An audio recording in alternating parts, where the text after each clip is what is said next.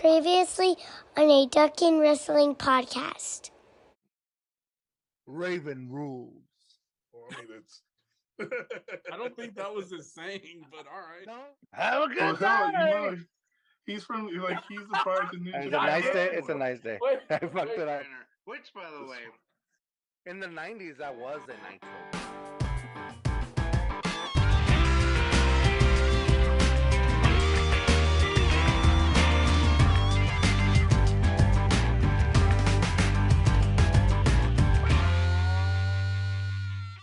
Hey, everybody. Welcome to a Ducking Wrestling podcast. It's me, Daddy, sitting here ready to get shit going. Your always available host. Sitting here with my two brothers from another mother and father, Lathan, George. What's going on, guys? I'm your always emotionally unavailable host, co-host. And I just fill the token void. Close that minority gap. I like being on the bottom. George is a power bottom. Listen, from what I heard about Eagle Pass, yeah, he is a power bottom. I don't know what that means, but I approve.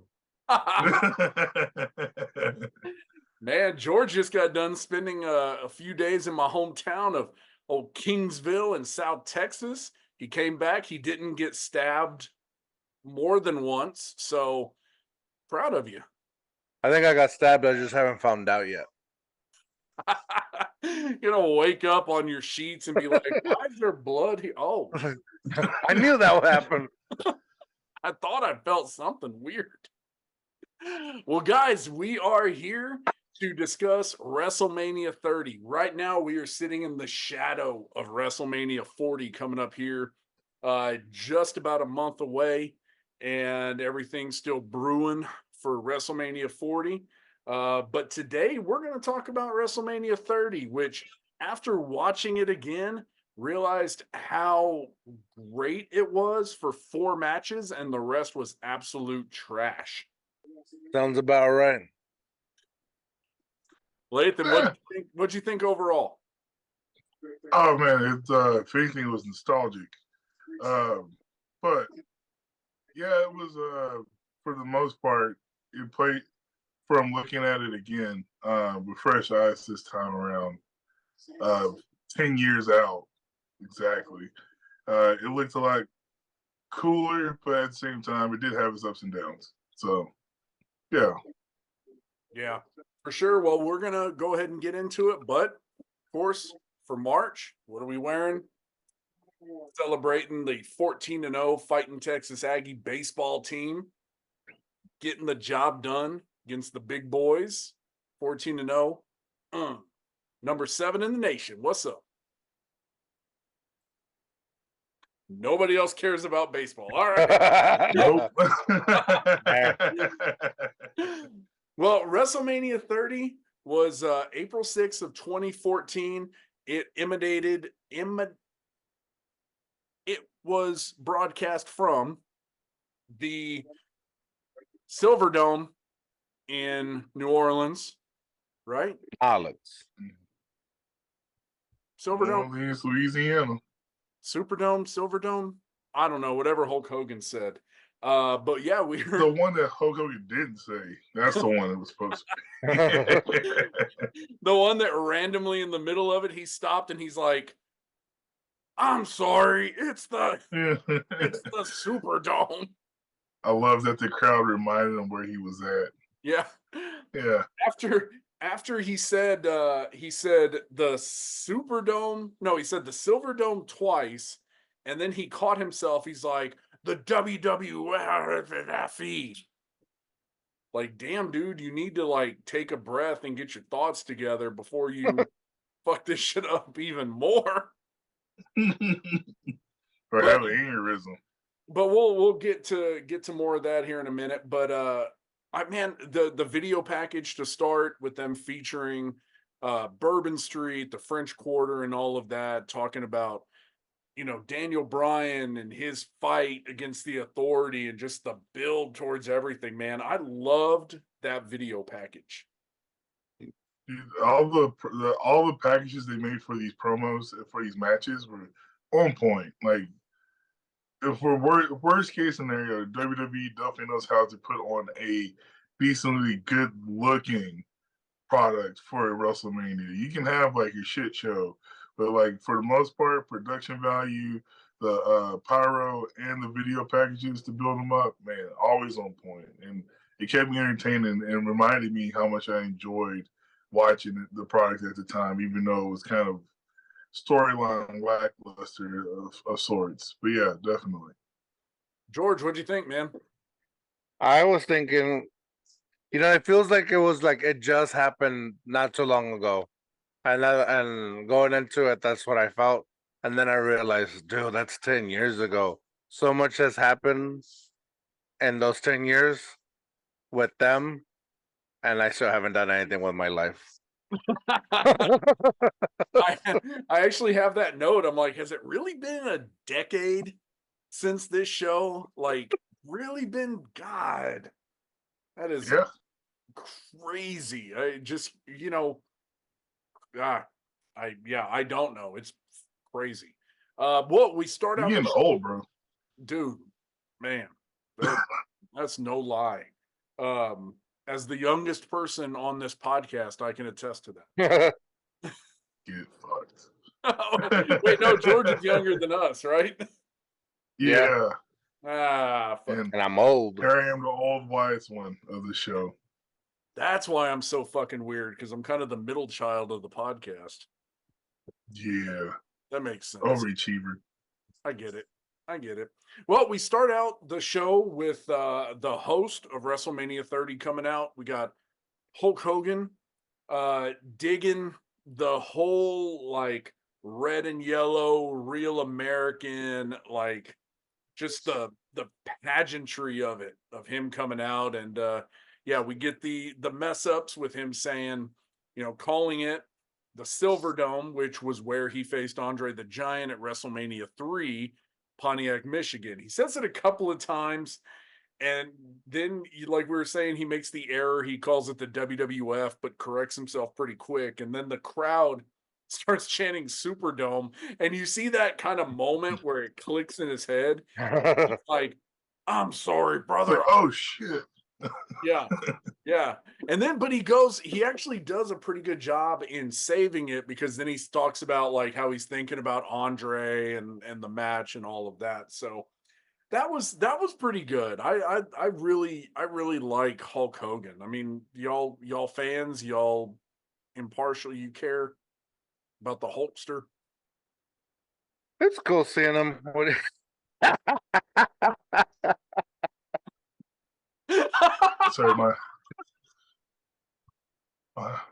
Sorry, sorry. My blackness will not allow me to still like him.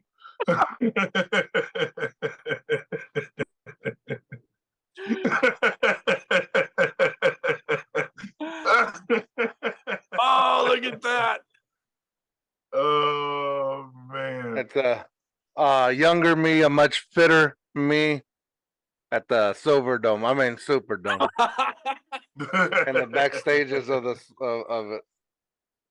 Oh, so yeah, we all know why Lathan may not be the biggest fan. I mean, it's not like you're trying to date his daughter, so he probably wouldn't have an issue. Yeah, that's fair. I mean, I would have an issue with me dating my daughter too, so I get it. I think everybody would have an issue if you were trying to date your daughter.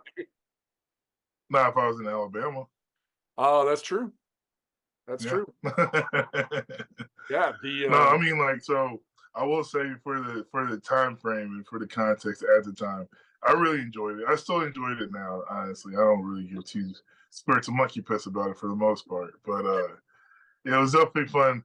It was fun to see Hulk Hogan, because when I was watching it originally, it took me back, right? Like, so like when we do these reviews and stuff, sometimes I go back to the time in the events that were occurring in my life. It reminds me like how much fun wrestling kind of gave me an escape to still get through some things that were going on. And I remember we were still working at the mall together, Art. You were Yeah. about to leave for your other job. Yep. And I remember that night I was mad. I had to start watching it at work, and I was on the bus, like hulking out, marking out in the back of the bus and stuff, while watching Hulk Hogan and The Rock and Stone Cold come out to open up WrestleMania. I was like, oh yeah, I forgot about this happening. Did you come over and watch it at my apartment? No, not that night. No. That was the WrestleMania. That was WrestleMania 31. That was when the Hardys came back. Y'all were over for that. That's right. Yeah. That's right. So then the next thing we get is that glass shattering and the people losing their shit because out comes Stone Cold Steve Austin, who took his sweet ass time, like going like back and forth and kind of milking it and getting to the. Did we not know at the time? Did we not know that he was gonna come out, or that they were all gonna come out? No. Wow. Was that a surprise? Yeah. So him, and of course, next up we have. Okay. Well, we'll get there. Yeah. No, the reason I bring it up is because I remember when I saw it, like losing my shit. Yeah, like I was like, wow, like Yeah, because we knew Hogan was going to be the host of the show, but we didn't. Mm-hmm. We didn't know, what else was going to happen. But you get the Stone Cold moment where he says he's happy to be there at the Silver Dome. Or does he say Silver Dome or does he say Super Dome? Like, and looks at Hogan and he goes Super Dome. Yeah, I think he says it correct. Oh, that becomes a running like joke of the night is him not saying it the right way. Yeah. So yeah, and so I had a question because I know Lathan, you have a lot more of a for certain things for history with pro wrestling. So Austin starts naming off the pay-per-views that Hogan was at. He gets to WrestleMania 10 and then he stops. Was WrestleMania 10 the last WrestleMania Hogan was at before he went to WCW? Because WrestleMania 10 was, really kind of known for Michaels and Razor Ramon in the ladder match. I don't think he was at 10. I think 9 was his last one because we know what happened at 9. I don't want to start turning this to a whole different show. Yeah, we'll get to WrestleMania 9 at some point. Yeah. I think that one was. Let me see. I'm looking it up right now.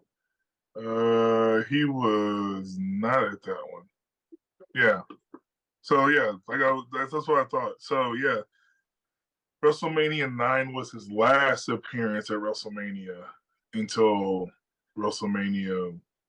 What are we at right now? 18. 9. Thank you. Yeah, the Rock Icon versus Icon match. Yeah. Okay. Yeah. That's what I was wondering because Austin said WrestleMania. I think he said WrestleMania 10. Yeah, he stopped at WrestleMania 10 though. Yeah. Okay. I think they were doing a lot of freestyling out there at the time too, when it came to like just being on the mic. Because, realistically, who can't you trust like between The Rock and Stone Cold and Hulk Hogan to not have a good, entertaining, impromptu conversation with the fans, right? Yeah. So. Well, good lead in. We'll go ahead. So next up, The Rock's music hits, which the crowd loses their shit again. And then as everybody always does. Yeah. And then again, The Rock was another one. Like, he took his sweet ass time getting into the ring. Like, he walked back and forth and like it got to the point I was sitting there and I'm like, okay, dude, come on. Like, I don't know how much time was allotted for them, but he was taking his time and it was kind of getting on my nerves. Yeah. 20 minutes in all. I was like, I remember I started listening to it a couple days ago, and I was like, hey, they've been in the ring for a while now. Like, and I look back at it, I'm like, oh, yeah, they're 20 minutes in. They're giving us some time to breathe. Yeah. Damn. Yeah, that. With 18 minutes of it just being entrances. But I think at the time, I don't know about y'all, I did not care about how long they were taking. Like I wanted them there forever. I did Such a mark. too. I enjoyed them in the ring together, but I mean, but it like their entrances were taking a long time, and maybe that like it, the 10 years later watching it back, I was more like, okay, come on, get to it. But at the time, watching it, you just want that moment to last forever because you and like I just recently went to Raw here in San Antonio, Texas. Hey, and I was telling Jen that I realized that I enjoy wrestling a lot more when I get to see the entrances. Like the entrances are like I'm a sucker for the entrances. So like the matches are cool, but I enjoy the entrances just a little bit more. I mean, I do too. Oh, yeah. I enjoy the Unless entrance. they're boring. If they're boring Roman Reigns entrances, then I'm like, okay, come on, walk down the aisle faster. He's another one that just takes too damn long. And I would do that with the Undertaker too. Like, I really like his entrances, but some of them are like, oh my god, let's go. I like the Undertaker entrances whenever there's something special about him, but if he's just slow ass walking to the ring, like, all right, dude, we know, come on. That's the Well, mystique. so we during the time the three guys are talking and just an amazing back and forth between them. You get the yes chant, and it took me a minute because it's been so long to remember how over Brian Danielson, whatever you want to call him, was at that time. Like the dude was just he was the tits meow for that time. He was just everybody was all about it. Yeah, man. It was an interesting time. It was interesting how they actually listened to the fans and built him into the storyline because we already know going into it, like he was not supposed to be there. This is supposed to be WrestleMania main event was Batista versus Randy Orton. Yeah, and I'm like, it's one of the rare times that it's like actually pulled off the right way, and they made it build the right way to get Bryan Danielson over completely. The best part about it was how organic it was. Like it wasn't shoved down our throat. It wasn't another just like crazy just main event that we're just going to have to deal with. Um, so yeah, so that I appreciated how it came together so naturally. Yeah, I think this was very much one of the best examples of the WWE doing the right thing. Because who the hell asked for Orton versus Batista to begin with? Like, I would love to be in that meeting where somebody's sitting there just trying to figure out Royal Rumble or whatever it is, and they're like, what about Batista? He's not really doing anything right now besides Guardians of the Galaxy. Why don't we see if he's available? Like who sat there and said that where somebody was like, oh, why? Why? Clearly, a person that advocates for Big Ben bumping meat in the main event. God dang it. Duh. Come on, Art. They do Daniel Bryan in there for a little extra lettuce to that big meat bumping salad over there. That's what that was. Daniel Bryan was the mayonnaise between those big old beef patties. Yeah. And it just squished around so good. Gross. Why are we the way we are? This is why we can't have nice things. Oh, but the best line that The Rock did though was where he's talking about 9 months from now, whatever, making rock babies. Like that was pretty funny. Even watching it back, like knowing that line is coming, it still kind of made me laugh. Oh no, definitely. Like it was the perfect timing for them to have enough back and forth without getting long in the tooth and got too crazy and corny. But I didn't. The end of it came, and I marked out because everybody said their whole slogan and their punchline. And I was like, yeah, this is gonna be a good WrestleMania. Yeah, that's actually my last note for this whole thing. I was like, name a better start for a WrestleMania. I can't think of much, not off the top of my head, but this one was good enough, brother. Well, first match that we have up. God damn it, Lathan's got a post. Lathan's got a post, pal. First match that we have up right off the bat, dude. We have a fucking banger with Daniel Bryan versus Triple H. Stipulation going into it is the winner gets to go on to the main event to make it a triple threat match for the undisputed WWE Championship. And so you got Triple H with the authority and Stephanie McMahon. You've got Daniel Bryan representing the people, the crowd, the yes movement coming into it. I loved the video package to start this match, which, a little side note, you get some Daniel Bryan footage from TWA, Texas Wrestling Alliance, which was Shawn Michaels' company and training out of San Antonio. Oh yeah, I remember that. That's where I was trying to figure out where that footage came from. Yeah, Yeah, because you can see the 99.5 Kiss in the back, which was out of Cowboys Dance Hall. Yeah. Yep.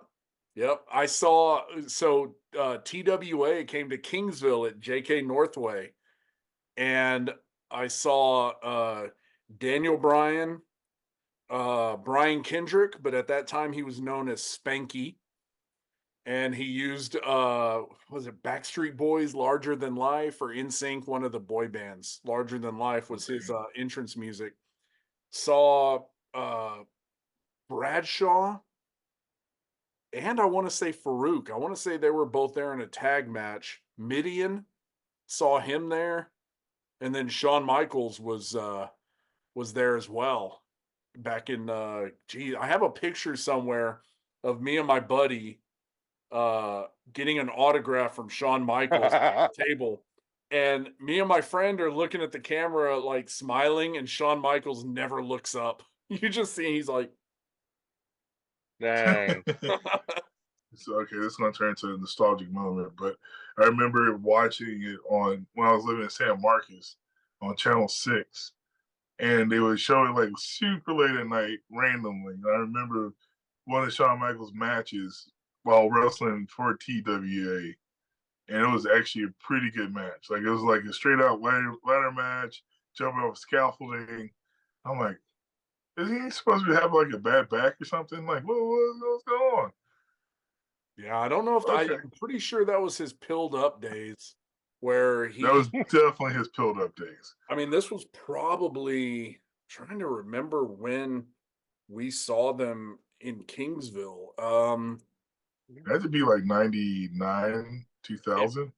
Yeah, I think so. So it would have been like freshman, maybe sophomore year of high school when Yeah.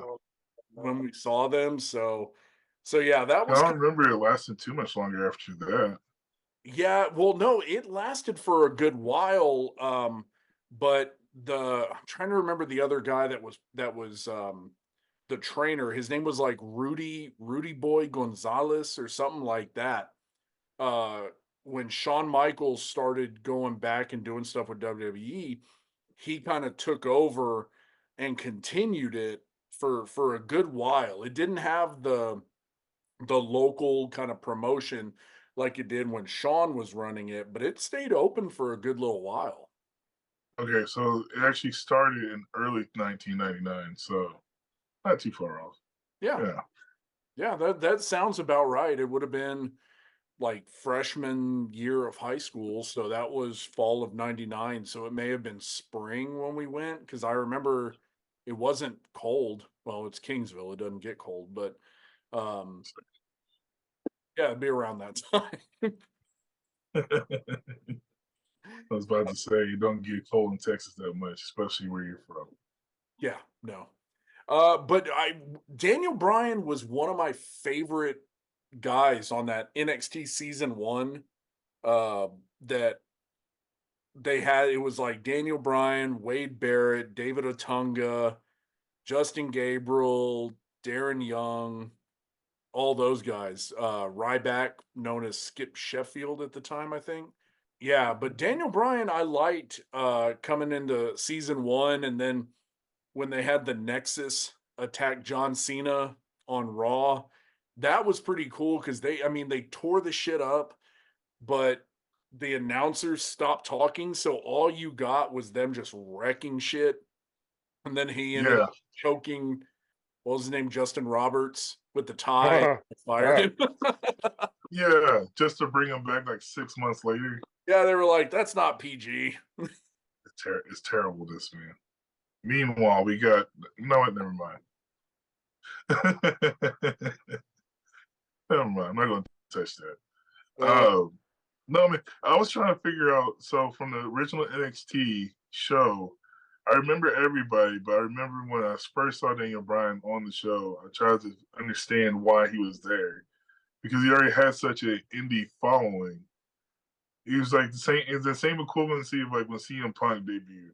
CM Punk went straight to ECW. He wasn't necessarily put on any game show or anything. You kind of just knew who he was.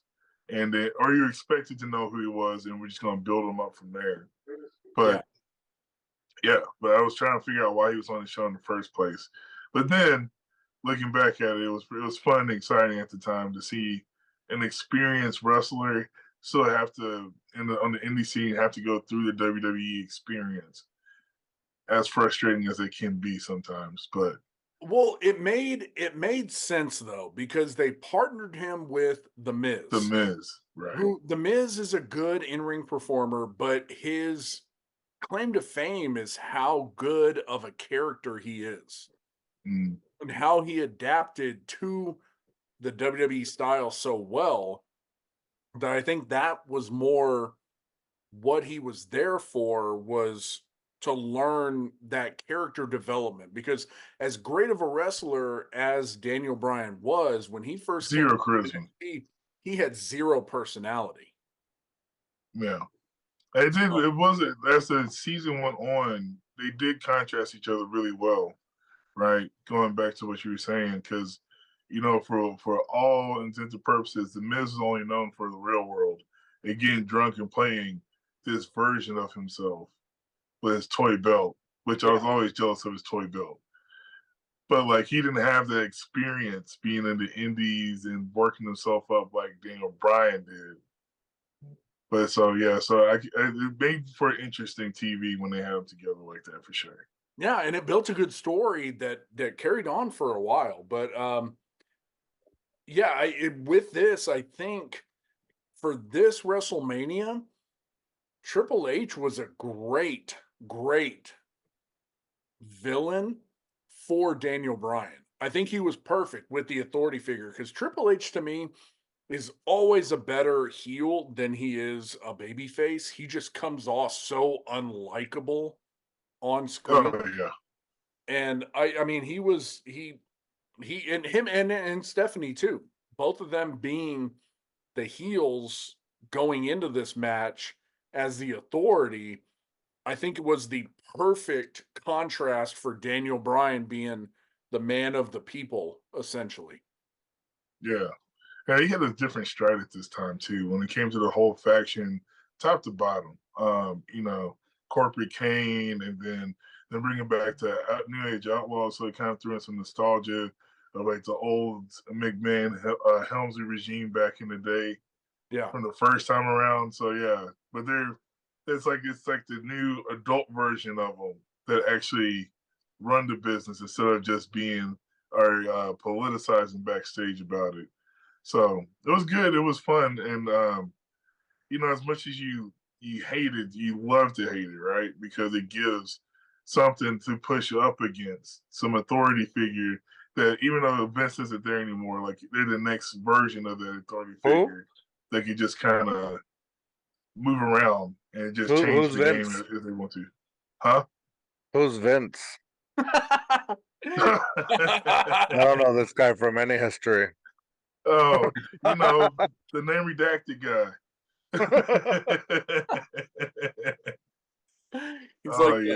He's like the Voldemort of WWE now. He that shall not be named.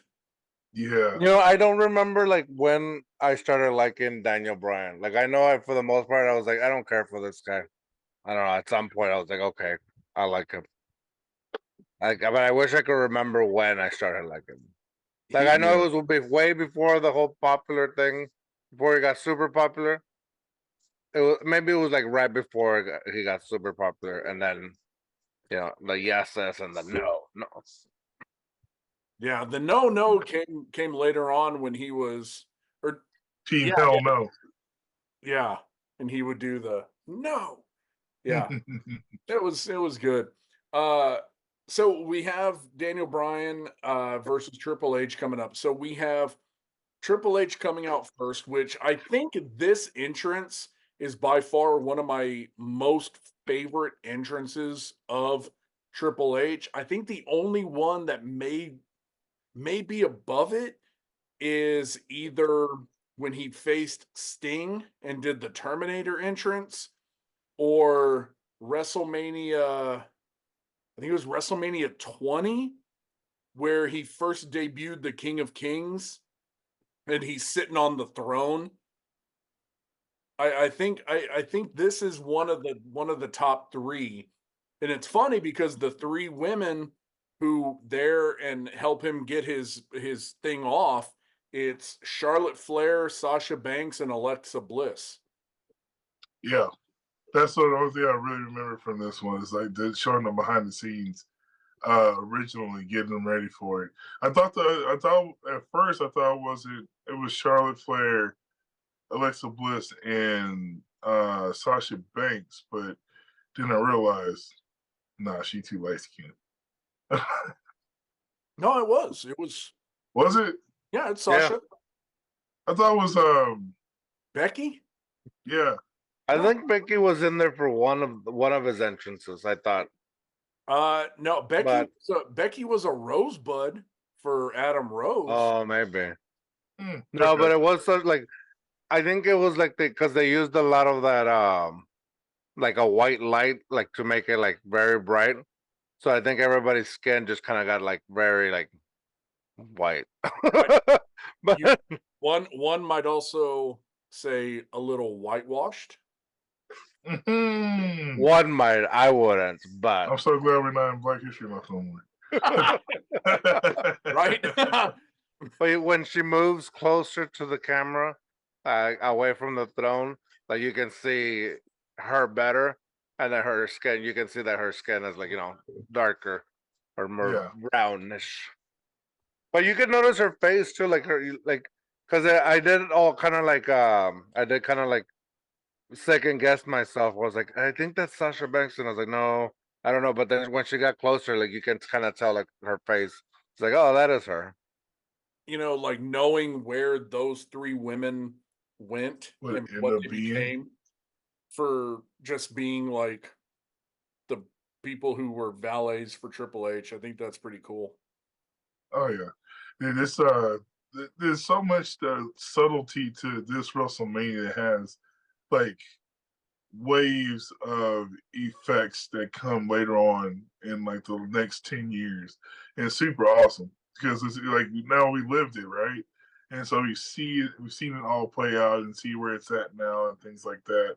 Like but we'll get into it further as we talk about it. But yeah, I had to look it up because I was curious because they start talking about like this is Triple H's 24th WrestleMania, and all of that. So I was wondering what his record is at WrestleMania. So I looked it up. He's actually 10 wins, 14 losses. Yeah. That's CM Punk's wife.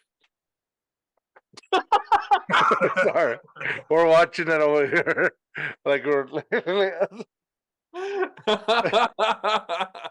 That's awesome. Now we all know where George is at in the show. Just making an announcement for the house, for the people in the house that may not know. Oh man. Hey, did y'all notice like Daniel Bryan's got the furry boots on, boots with the fur and apple bottom jeans and whatnot? It's a tribute to Bruiser Brody, which I want to talk about later. Not yet. Because something caught my attention later on in the show that made me go, Mm-hmm. So a little I know you're going with it. Do you think? Do you? Yeah. Yeah. We'll talk about it. Yeah. We'll talk about it. Speaking of talking about it, little transition here. Why does nobody ever talk about Triple H in the conversation for being one of the greatest of all time? That's a good question. I never really thought about it. Yeah. I guess if he's still going, I don't know. That's weird. But I mean, the Rock's in the conversation. Hogan, Austin, Michaels, Bret Hart, all in the conversation. Never, people just don't mention Triple H when really I would put him up there as one of. For a good solid like 8 years, he carried the Monday Night Raw for the most part. As much as we hated it, he carried it. Yeah. Yeah. I think he's, I hate to say it, but he's almost pretty underrated as a performer. Yeah. And then not only as a performer, but like for his eye for the business in totality, right? Like we can go back to like it was on my YouTube feed earlier. Like they had a short of him as terrorizing in WCW that popped up, and I was like, "There is no way watching this in '95 on WCW, you tell me he would be running an actual company one day." I just laugh at you, but here we are talking about it. Won Booker of the Year over Tony Khan this year in the Wrestle Observer. Like, that's not hard to do. Tony Khan is just a kid running around with his dad's money. Yeah, but if you have to have somebody ranking, and you have what's his name, Dave Meltzer, the one that's ranking him, and he puts like he loves Tony Khan. Like, yeah, but even he gave Triple H his due with the way that they're bucking out right now, and they're showing the talent the right way. It's just fun. It's crazy to see how he transitioned into all these different pockets of wrestling very subtly, but it just goes to show, like, yeah, he's been there for a long time, and we don't talk about him, or we don't value him the way that we probably should. Right. Especially when you start thinking about how all of these legends had their send off, right? They had their last match that was their like, this is it, I'm done, and Triple H will never have that.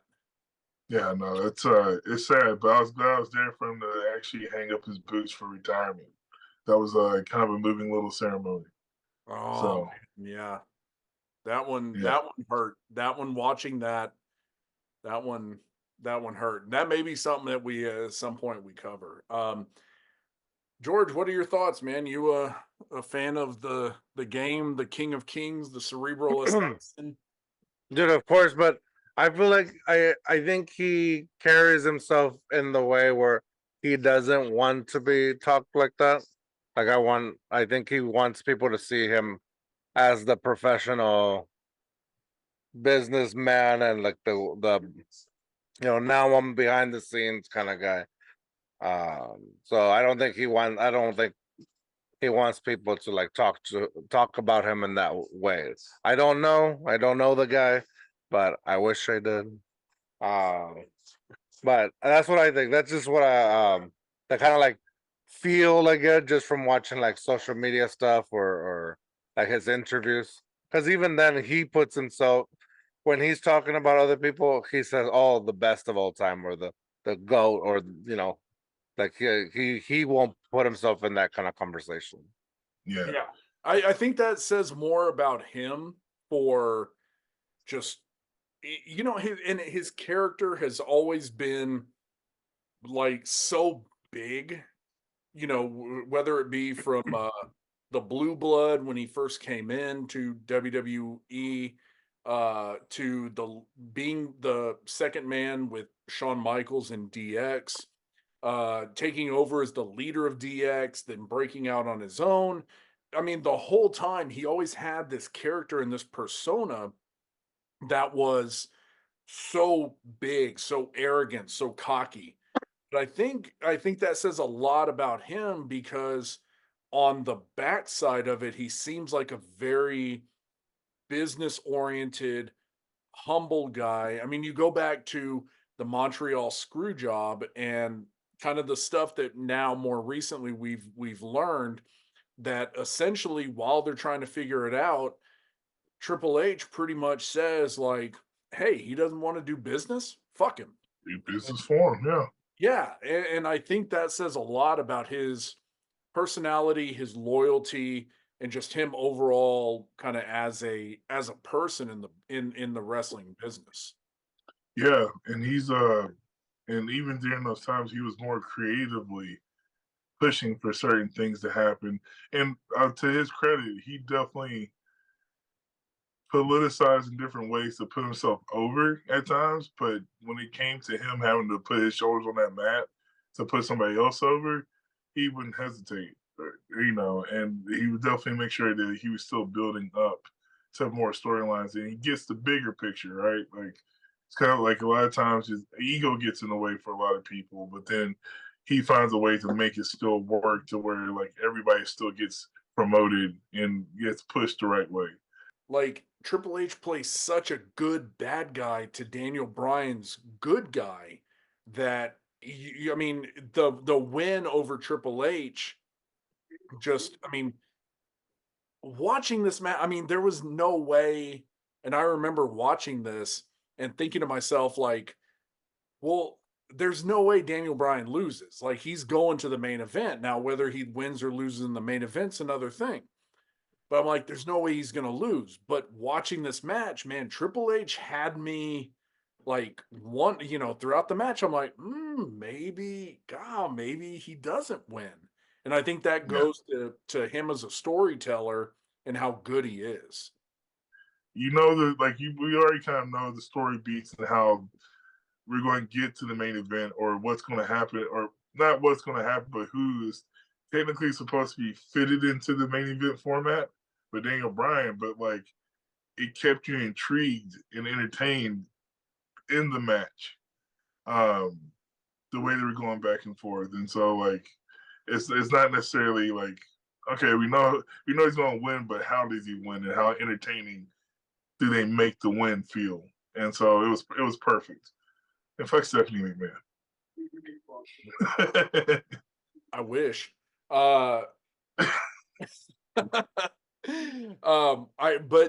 mean honestly anybody else George what would you have thought if you had a main event of Batista Orton versus Triple H? Was that the stipulation? Like I thought it was just I thought it was just Daniel Bryan has to win to get in, but Oh, the winner got to the go winner no matter. So even if Triple H, yeah so you would have had like an evolution honestly, I wouldn't have hated it. Me neither. I was thinking the same thing, man. I would have been like, "Oh, that sucks for Daniel Bryan," but it's the evolution. Yeah. Triple threat match we always wanted. That's Yeah. kind of a cool. Yeah, cool that would have been concept. cool. Yeah. Thanks, Daniel Bryan, for ruining that. Right. Fucking hairy goat. Was it at one point JBL's like, he's a farm animal? Yeah. Dude, okay, so going to the commentary, this was so weird hearing the King be like an actual, like halfway being a face announcer, like no jokes, no rude, weird comments. Like it was weird to see him in that. And I remember that the first time watching it back, and like I was like, who is this dude? Like this is just it's a weird situation for the King to be in. Like he's supposed to play more of the, I guess, older JR role in the whole three announcer team there, but it just didn't fit. It felt weird a little bit. I have something to talk about that later on when we get to the main event, because that's a good observation, and it made me think of something else, and we'll talk about it during the main event. But yeah, this was around the time that King was just being the color commentator. That he was just giving that point of view as kind of the elder statesman of the three as a wrestler. One thing though that bothered me about this match, I hate when you have when you do a finisher, especially in big matches like this, you do a finisher and then there's a kick out. Like I think it's way too predictable. Am I off base with that? What do y'all think?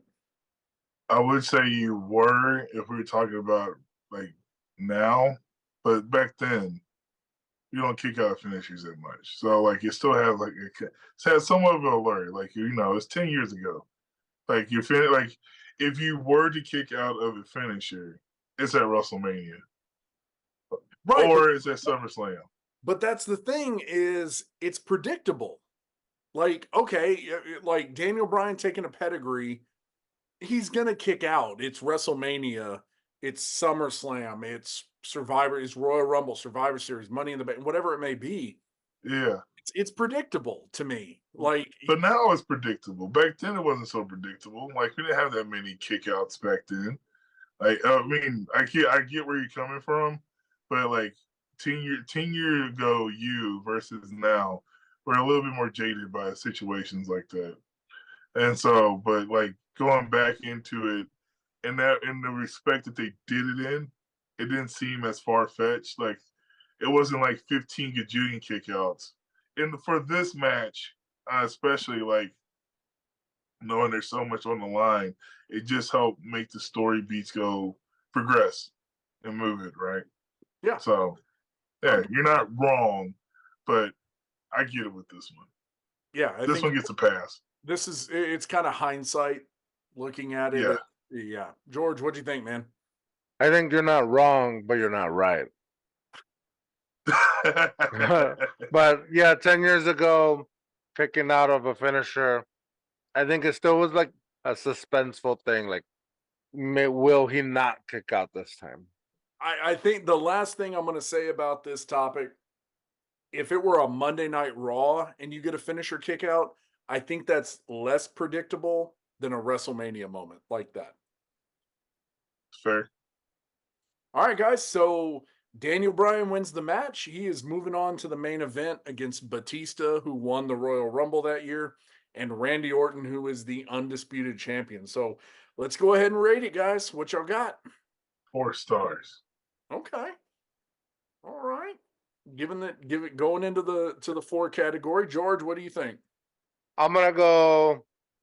I wanted to do 4.2, but I'm actually gonna go 3.9.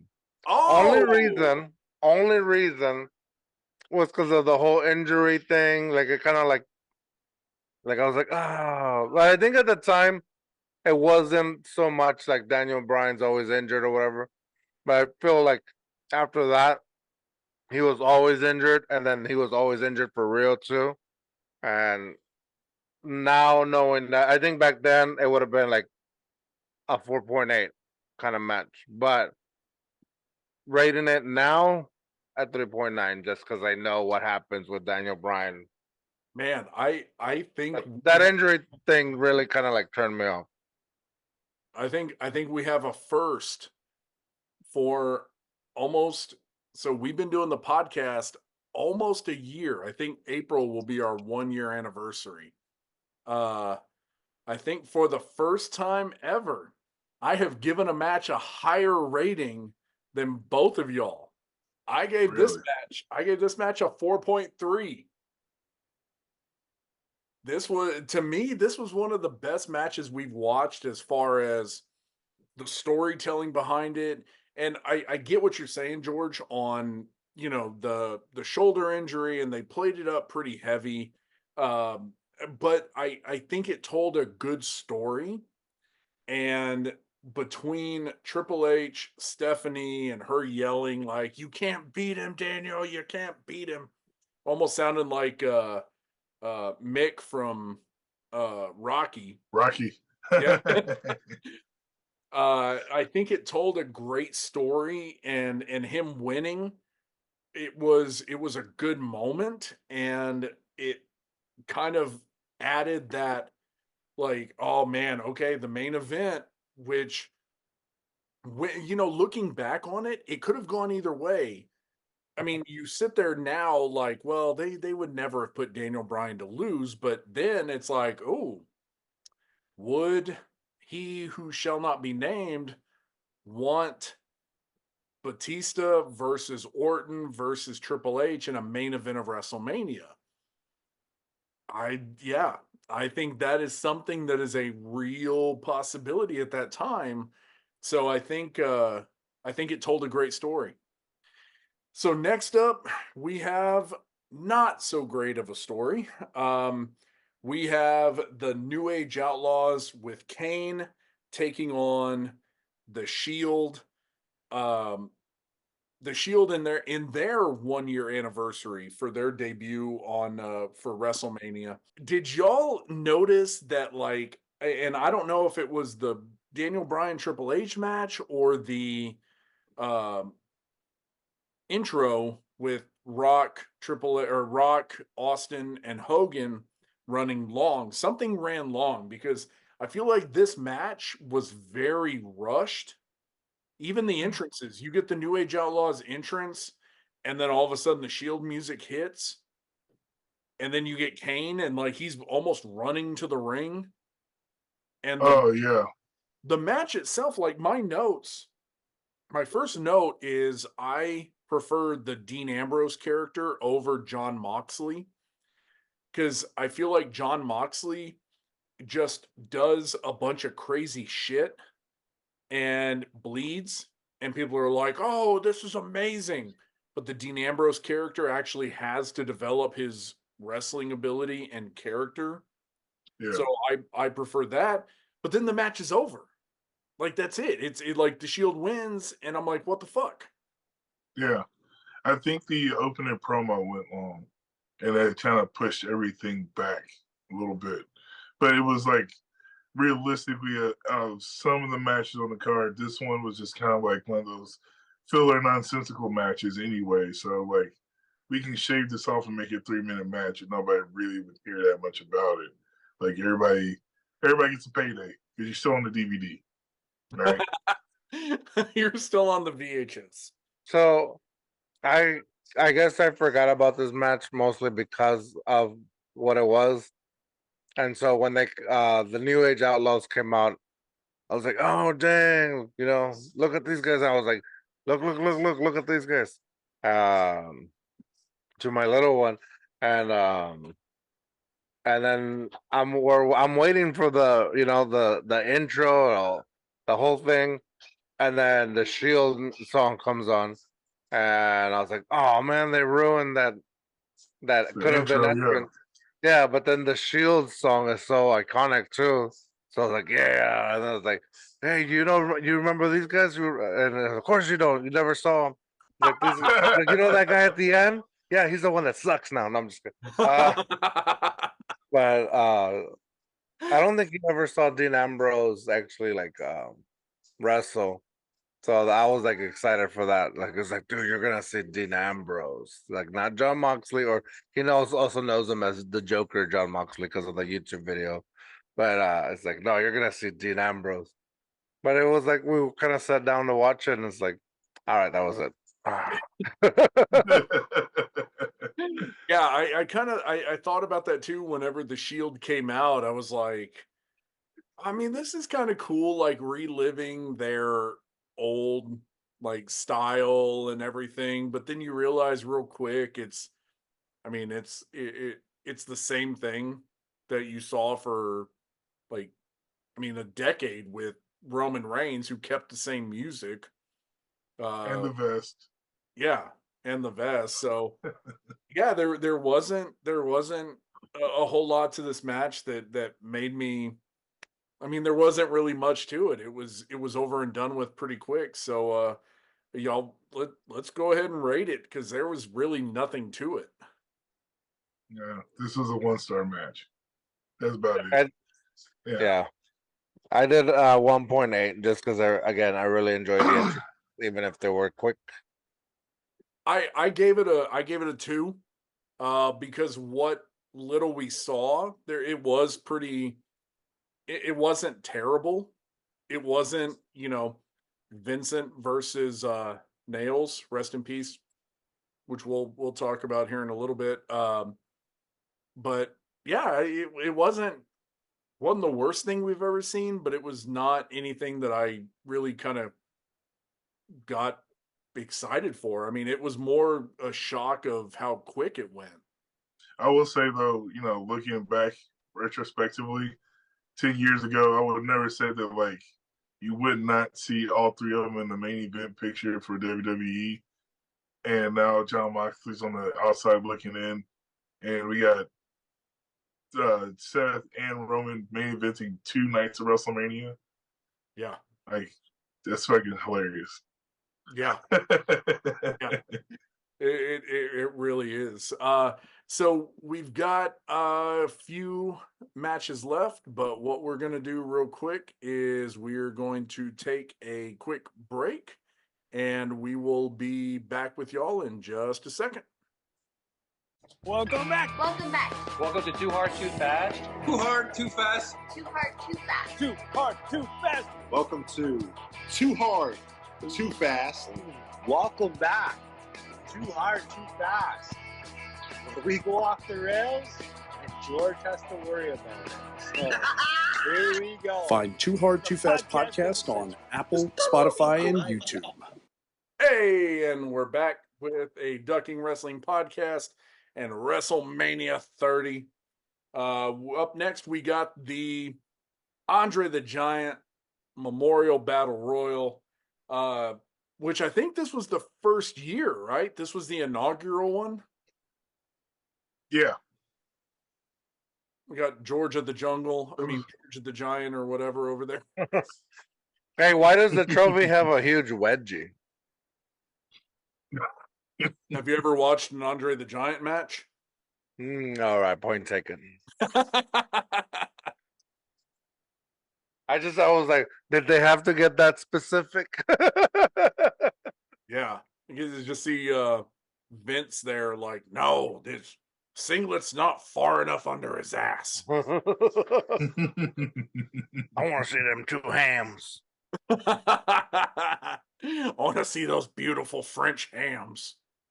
Oh my god! I want to see that dumper. Y'all want to see me take a dumper? Oh, got canceled. Look, Andre's got junk in the trunk, and everybody needs to know it. I will. One thing I noticed right off the bat with this match, which I hate battle royals, especially like this size, because there's way too much shit going on. But honestly, it was like made up of 90% of AEW and TNA current roster. Yeah, everybody's got to get a collective paycheck for pay-per-view. That's what this was. So, it was remotely entertaining for the most part. For credit for credit's due. Listen, versus all the AEW wrestling are doing now or not doing, depending on where you're on the roster, this is pretty good. It got better. Like when it started, I was not digging it, but as people got eliminated and then they started doing more stuff, I was starting to dig it. And especially like the Kofi Kingston spot, like that was pretty cool as shit. For him to get launched over the turnbuckle and go all the way down and still manage to keep his feet on the steps. Like, as opposed to when we were at the Royal Rumble and he tried to do where he messed up altogether. And he messed up and it was like, no, you gotta go. It was. I thought that was probably one of the coolest moments of the whole thing. The way they kind of pushed Cesaro in this match was really interesting because, like, it's he's a Swiss Superman at the time, right? Or at least building into that character. So it's cool to see how, like, they kind of push certain wrestlers at certain times and then just make sure that, like, it had more entertainment value to it. So, like how you were saying, like, as it went along, less people in the ring means I have more entertainment around the ring aspect of it. But yeah, it served its purpose. Yeah, Cesaro was still part of the Real Americans at that point. Yeah. That's the one thing I remember because it just starts out with everybody in the ring. And then when Cesaro's music plays at the end, I'm like, oh yeah, we the people. Yeah. George, were you a Cesaro fan? So he was part of that, but they still kept calling him the Swiss Superman. I don't know if they were calling him the Swiss Super. I don't remember them saying it in the match, and it may have been. I think at the very end, I heard it. I know that I heard the Swiss part. Okay, maybe they did. I didn't notice it, but yeah, he was with Jack Swagger and Dirty Dutch Mantel, aka Zeb Coulter at the time, as the Real Americans. Shout out to Chelsea Green's husband. Oh yeah, the other Cardona. It was weird. It was weird watching the match though and seeing Kofi, Big E, and Xavier Woods fighting each other. Well, that was kind of like, again, hindsight, but I thought. Also, hold on, sorry, I need to put this in recording.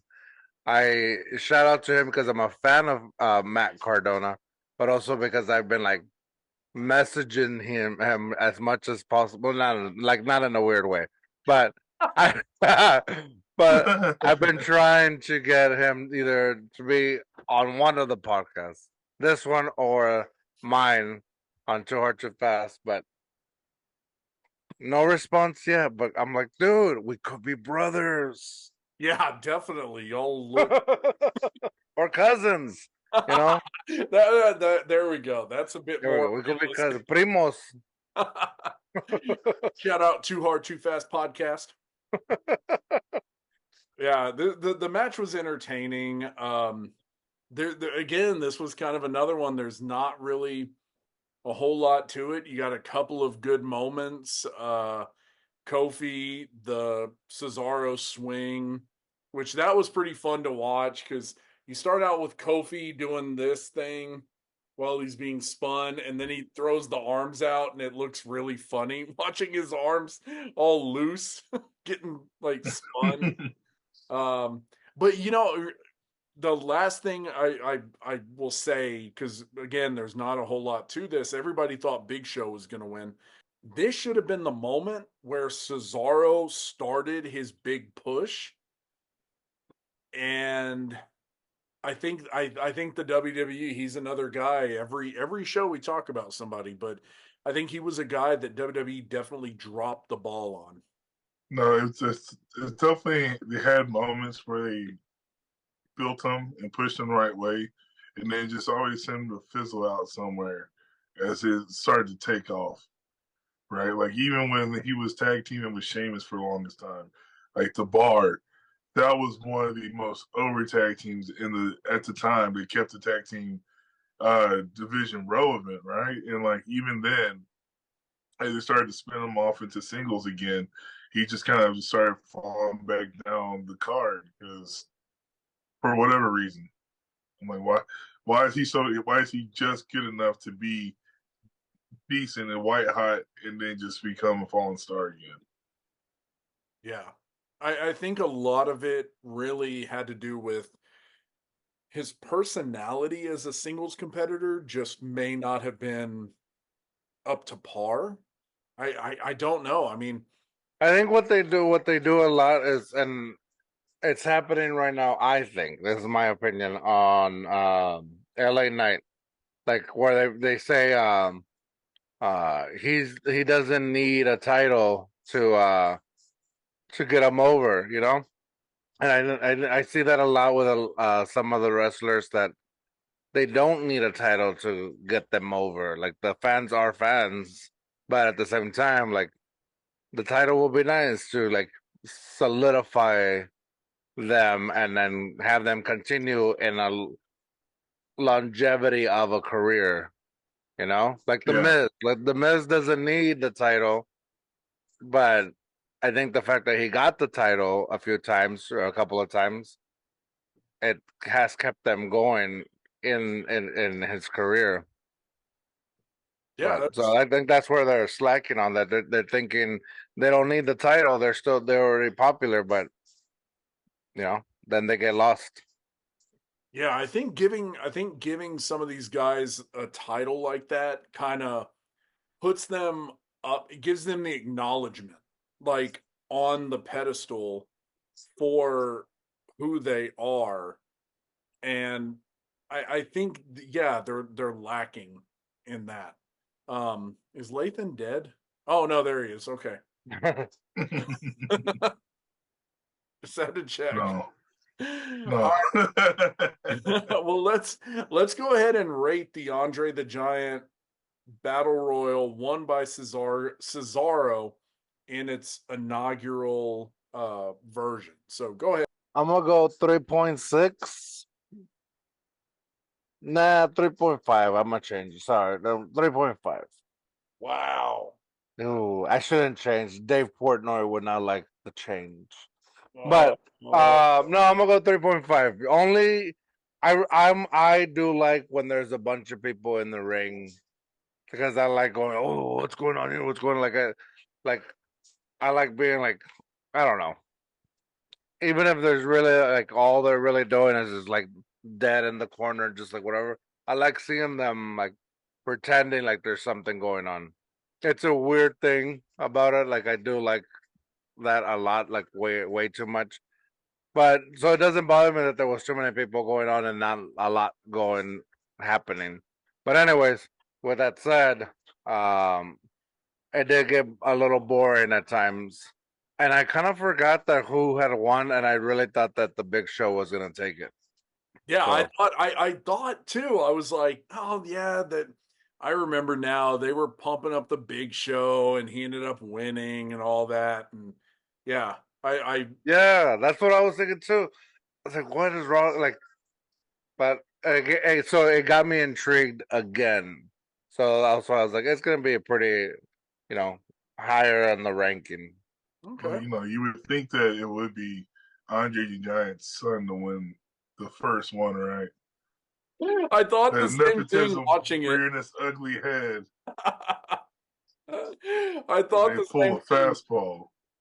Yeah, yeah, I thought the same thing watching it. I was like, oh, I remember they in WCW they were said that he was the son of Andre the Giant. That's right. Oh man, I gave it a 2.8. Like it Whoa! was. I mean, for what it was worth, it got appreciation because it was part of the WrestleMania 30 card. It wasn't the worst match on the card by a landslide. Oh yeah. Yeah, it was entertaining enough. Like if I went through this whole card and looked at what can be taken out, what I would keep, it definitely I would keep this match because it was the first time it was done. It just gave him something else to do, and like, but it's not another Money in the Bank match, right? Like it's there. It was fun. It was entertaining, but I can definitely trash like two other matches in this whole card, including the pre-show, and still keep this one and have some fun with it. I Okay. wouldn't have put so many people in the match. That's for damn sure. Yeah. But like, start off with like 15, not a whole 30. Yeah, I think we're gonna get back to all being right with the world in our ratings because I gave this match a 2.4. Uh and the only reason it got into the twos and into the mid twos was how it finished up versus how it started. Because when it started, man, it was going to be a solid like 1.56, and then it kind of progressively got better. So Now is all is right with the world. George overrating stuff, Lathan being at the ground, and me coming in as a hater. Next up is definitely something on the opposite end of the spectrum from that match. We have John Cena versus Bray Wyatt. And man, this match, like Bray Wyatt's entrance coming into this match with the whole like New Orleans feel and the voodoo and the style of the woman out there dancing and stuff, like damn, it was badass. Yeah. I forgot he got played to the ring by Code Orange for this one. Yeah. That Me was too. the one thing that stuck out to me first. I was like, oh shit, it's Code Orange sitting over there. Yeah. Yeah, it made part of the match, especially the guys there with the Venetian Mask and everything. Yeah, the Venetian doctor mask and everything, like that just gave more to it. Like, yeah, it was such a good entrance, and I had a moment where I'm like, damn, 50% of the people participating in this match are dead. Yeah. Damn. Way to go, real dark. Was Bray Wyatt ever from from Louisiana area? I don't think so. I don't know. I always just the way his accent was and like the whole voodoo stuff kind of deal. I always thought he was from like Louisiana. Like, Yeah, his original incarnation, which we're still kind of in at this point, yeah, very much like a swamp preacher kind of cult leader that they kind of built around. So yeah, he had a good, I mean, it worked for where they were. It just worked out like perfect. And it just made me realize how much like we took Bray Wyatt, the character, the person, for granted during this time. Like we talk all the time about hindsight, and just you take these younger guys for granted, and you're like, oh man, he's so good. I can't wait to see him next week. And then the week after, and then what's he gonna do? And what, and then all of a sudden they're gone. You're never gonna see them again. And it's like, damn, I wish I would have paid more attention at that time. yeah, there was even a moment that the lamp moment where he blows it out, and we all know what he's gonna say, and so I say it right before him. He's like, "Let me in," and then he said something different, and I was like, "Oh, that's right. He used to say that." I was like, I was like, he changed it up so many times. Like he was always evolving, and so it was never just the same catchphrase, but every catchphrase was like there. I loved that when he would light the lantern and he'd say wherever they were at, New Orleans or whatever, and he's like, and he even kind of said it too. He's like, New Orleans, like he almost said like Nolans, And he just that we're here, then, and then the band starts up and it's like, oh, well, it was a perfect presentation for the Wyatt family, especially giving them such a big stage to be able to perform on like that. yeah. And the match, like John Cena, and I'm not a big John Cena fan. I've never been a John Cena fan because it kind of harkens back to anytime in a crowd when you hear "Let's Go Cena," it's always like kids and women, Mm-hmm. and then the Cena sucks, always men. Yeah.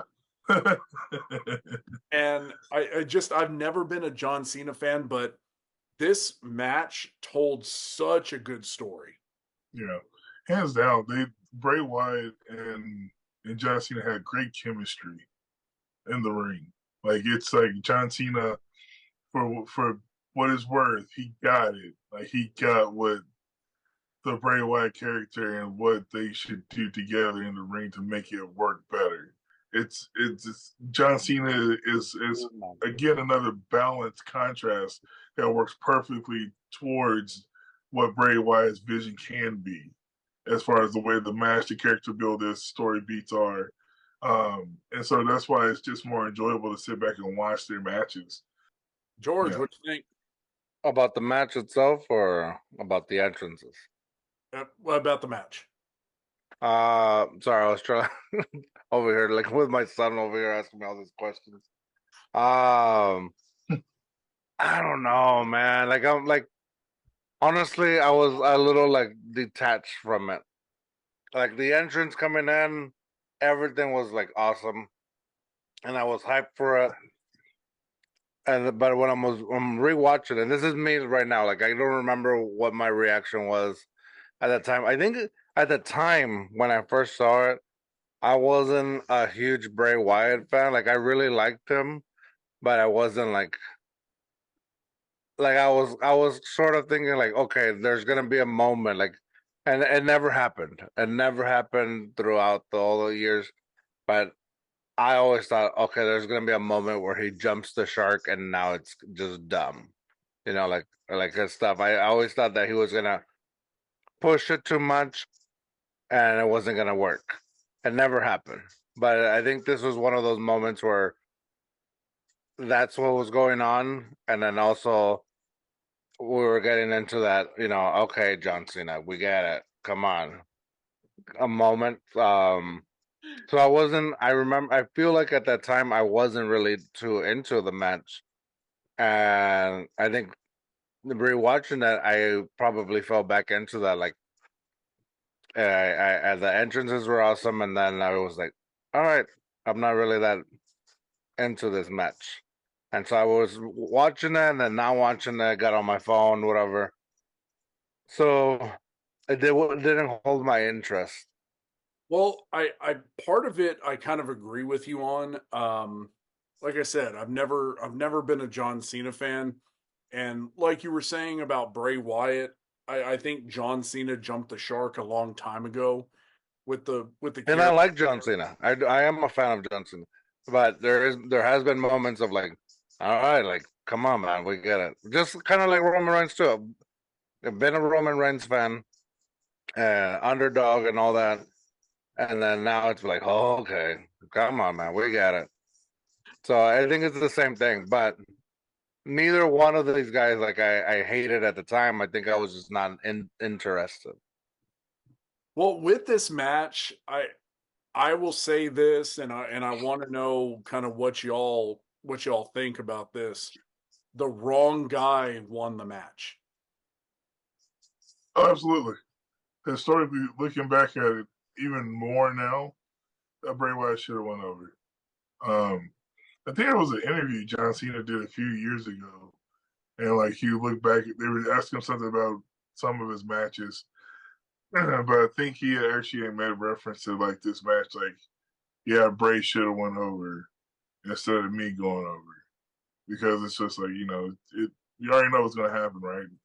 It's Super Cena. He's going to come back and he's going to be John Cena, but like it would have made more sense character wise for him to put over Bray at the time.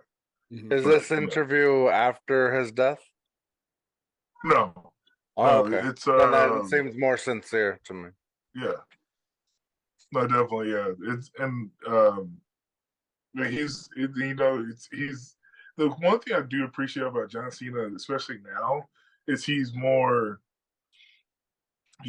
not transparent, but what's the word I'm looking for? It's like he looks back and he's like, okay, I get where some people would have said that this made more sense, or even he goes back in his own career and he's like, okay, this actually probably would have made more sense to do it this way, but at the time, I am the machine, the product, the face of the company, the product of the machine, and like I had a different mindset. Like even when he was talking, when he talks into some of his past regrets, like it's interesting to see him open up that way, because it's like you don't really see that from a lot of them over the years. They just kind of stick to their guns, like, no, this is what was happening, this is what it's going to be, and like I would deserve to be there. And I'm like, yeah, well, you should deserve to be in this spot.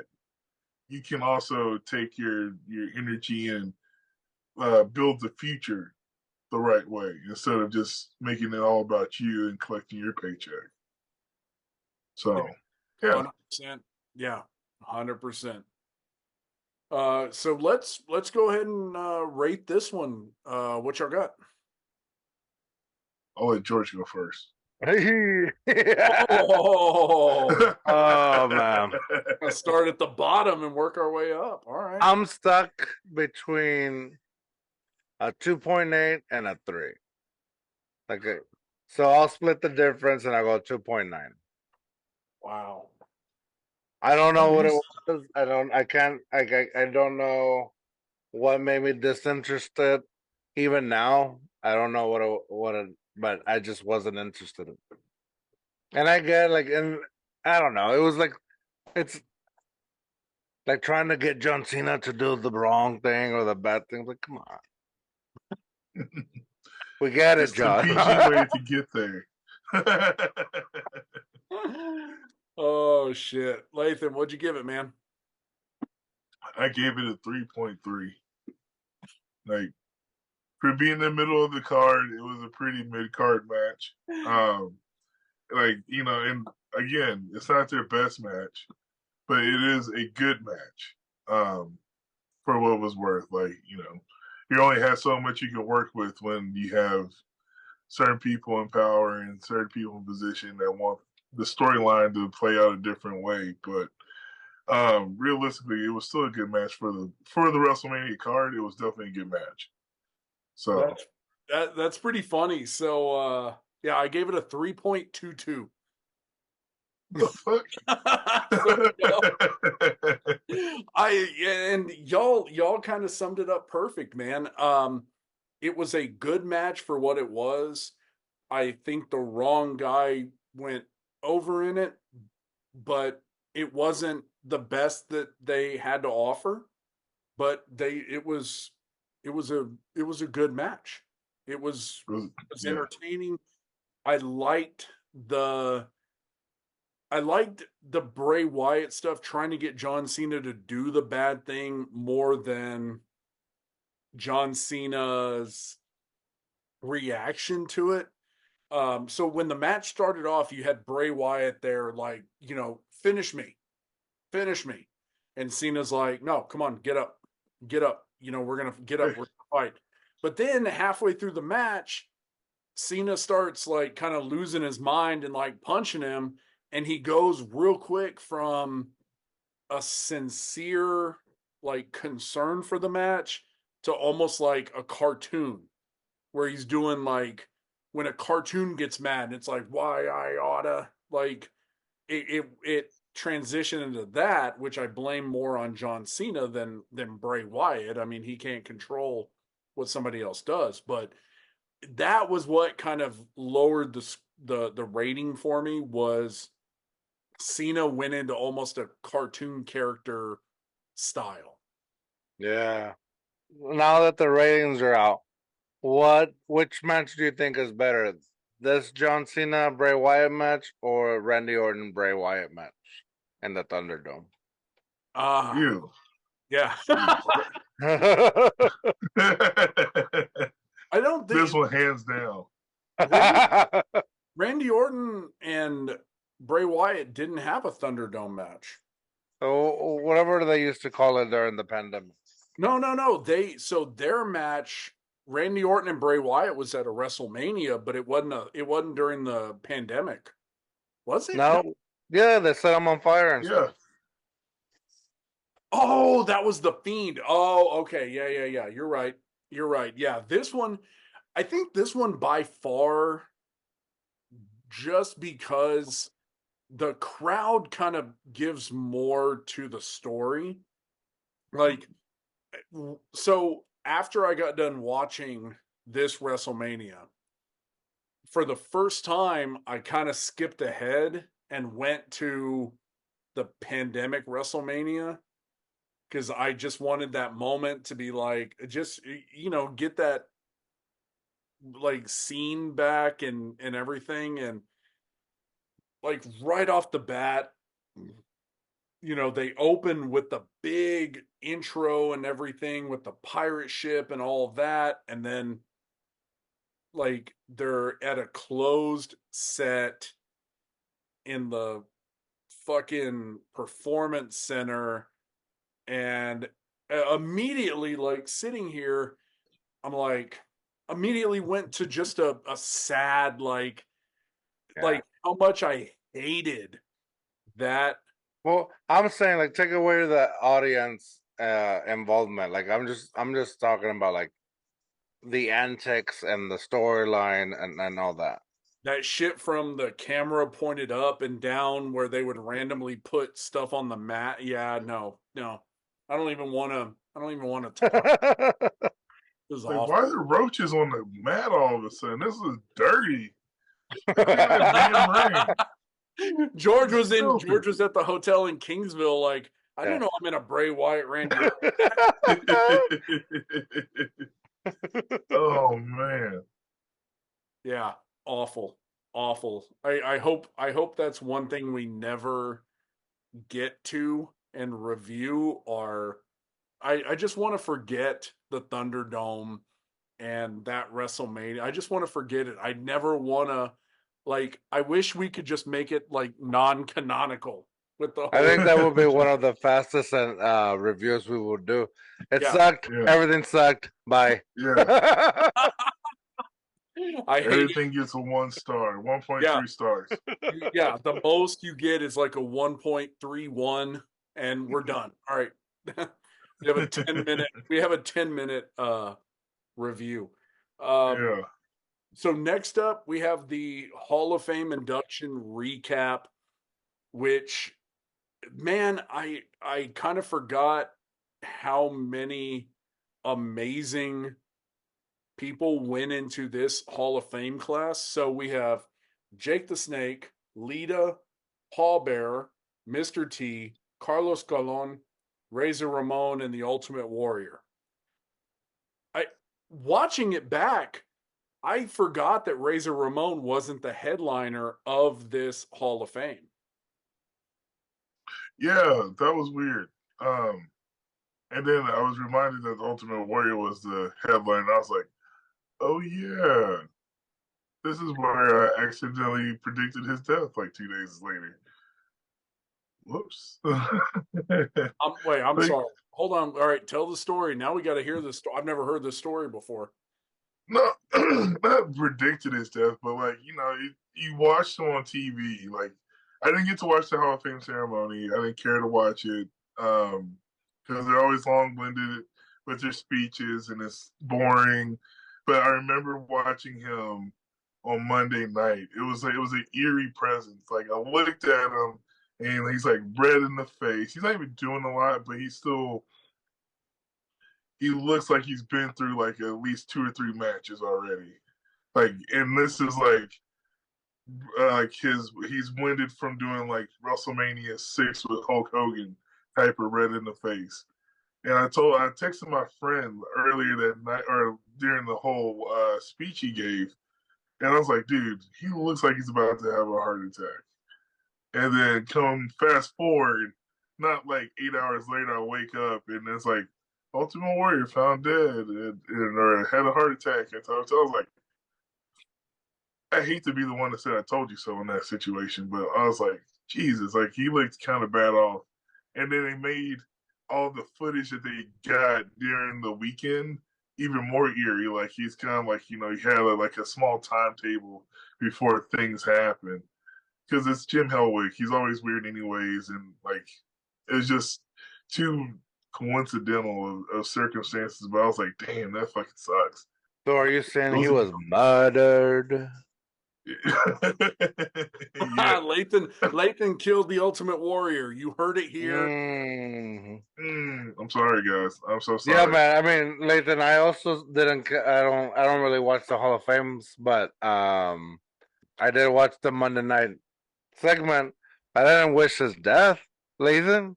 I didn't necessarily wish it upon him. It's just like this motherfucker looked bad off. I was like, I can't help that. He gets cholesterol under control after all these years, man. I'm like, it's wild. Everybody always says, man, I don't want to die walking to my car in a parking lot. But god dang, Lathan. Yeah. Ultimate Warrior's walking. I was like, oh shit, Lathan. He's walking out to his car and he's like, who the fuck is Lathan Hall? Yeah. And where did I park? Maybe that was the thing. It was like if keys weren't working, he kept hitting the button, it wouldn't unlock. And he was like, Oh, that man. goddamn same shit. God. Oh man. And this is why we're all going to hell. So Oh my god.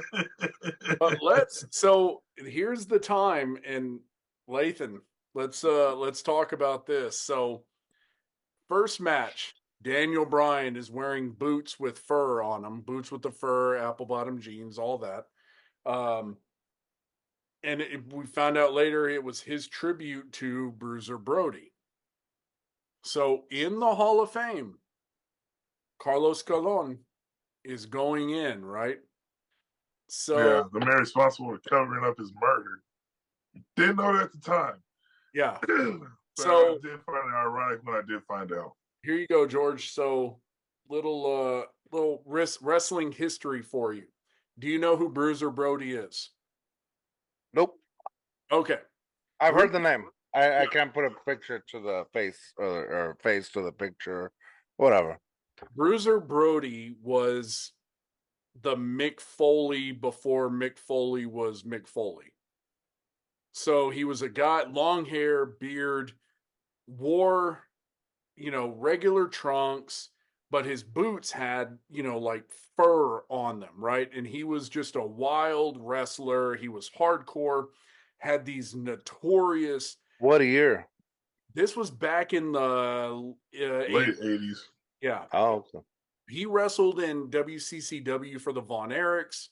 I don't think he ever made it to WWF, and if he did, it may have been really early on. But he wrestled a lot in Puerto Rico for Carlos Colon. And the story goes that he had Is this the stab in the shower? Yes.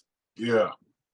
So, yeah, he got stabbed by one of the Booker's allegedly wrestlers, in the shower, bled out, died at the hospital. So Carlos Colon is going into the Hall of Fame this year. Daniel Bryan wears boots that are a tribute to Bruiser Brody. Oh, irony has entered the group chat. Yeah. I didn't catch it. I didn't catch it at the time, and it took 10 years later watching this back and the introduction of all the Hall of Famers, and I'm like, oh. Yeah.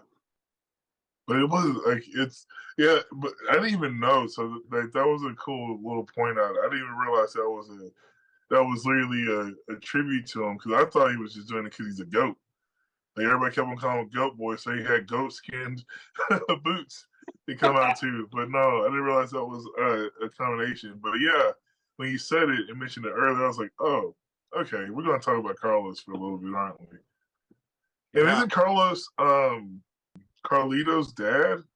Carlito's dad and Carlito's brother and their cousin Primo. So that's Carlito's younger brother. And who was his tag team partner? It was their cousin, Epico. Los Conquistadors, or Los Matadores, right? Yeah, Primo and Epico. Epico. Yeah, Epico and Primo. Yeah, so they were cousins, and Primo is the younger brother of Carlito. Mm-hmm. And Carlito, the whole reason they call him Carlito is, as George can attest to this, little Carlos Colon was their dad. Interesting. So never meet Carlito in a shower. Yeah, or allegedly. Allegedly. Yeah. I mean, for many reasons, but all right, there's probably a few reasons not to. So next up, guys, we have the match that we're going to have to talk about, it is currently being erased from WWE history, as we have seen in WWE 2K24. It is no longer part of the 40 years of WrestleMania for various It's reasons. still on YouTube, so it works. It was still on this show, so we're going to talk about it. We have the Beast, Brock Lesnar, with Paul Heyman versus the Undertaker. I don't even know where to start. Like, I don't even know. There's so much here. I don't even know where to. Wait, did you say it's not on 2K24? No, so it's gone. They got rid of it. It's Wow. Yeah. Oh, I'm That's not buying crazy. the game anymore then. I wouldn't. If I had known Hey, they burn me a copy of it. Same. Okay, yeah, I'll burn y'all a copy of it. Hold on, we gotta tell the story. So Lathan in our group text me the other night, and so my wife and I have the DDP yoga stuff, and it truly works. Like, we're not, obviously not a paid sponsor by DDP Yoga, but my wife and I started on it. Now, this was obviously years ago, but within the first like 5 weeks of doing DDP yoga and just eating better, not great, but just eating better, I dropped like 40 pounds. I mean, it truly works. And I stopped doing it because I tore my ACL. Then my wife and I, well, not I didn't do it. I mean, I did it, but she was the one who got pregnant. Me, okay, anyway, so That's not how it works. kids, when a man and woman love, so my wife got pregnant, and so we kind of stopped doing the DDP yoga because there's nothing really that says like not to do it while you're pregnant, but we were not wanting to risk it and all of that, with doing anything that may hurt anything. Then I tore my ACL, so I wasn't able to do it, so we just stopped doing it. Well, a couple of weeks ago, no, not even a couple of weeks ago, like earlier this week, last week, Lathan texted me and asked me to burn him a copy of DDP yoga. And I don't even think the technology exists anymore. Not with that attitude.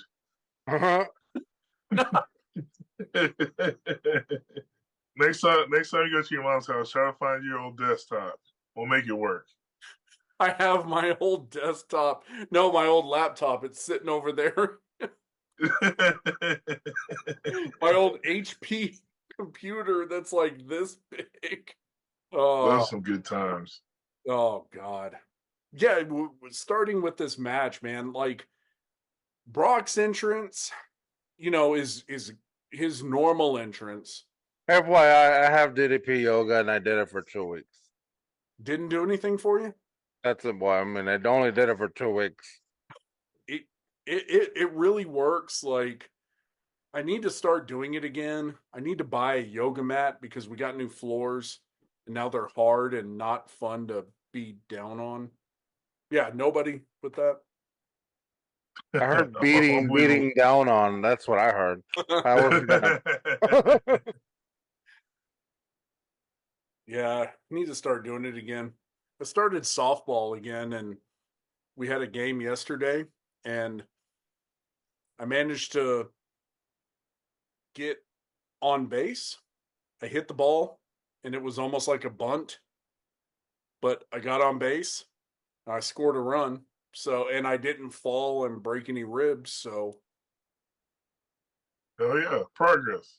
I call that a win. I'll send you a gold star in the mail.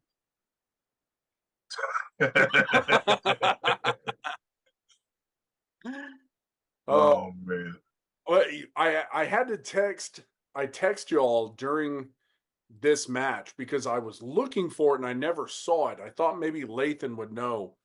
where the moment that the Undertaker gets the concussion. So the story goes, within the first 3 to 5 minutes, the Undertaker got a concussion that was bad enough that he doesn't remember most of that day. I just found it. That's why.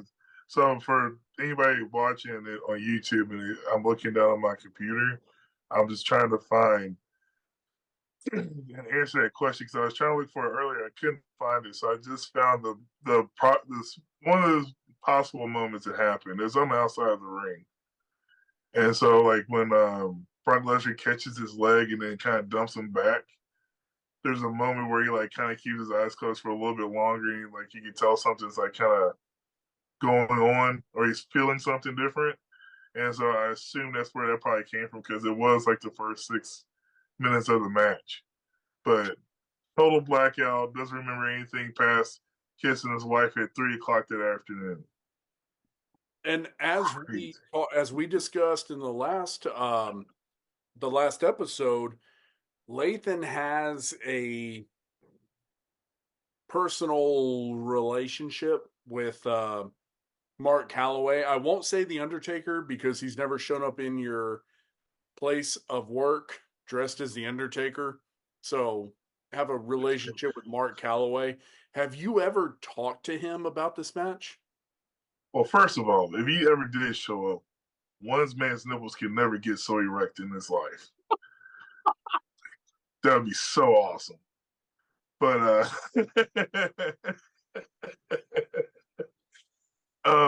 but we have had a couple of conversations. So we had this conversation. I think because I asked him so many questions, and he's such a cool guy. He'll answer them before he started doing all these actual interviews and podcasts and stuff.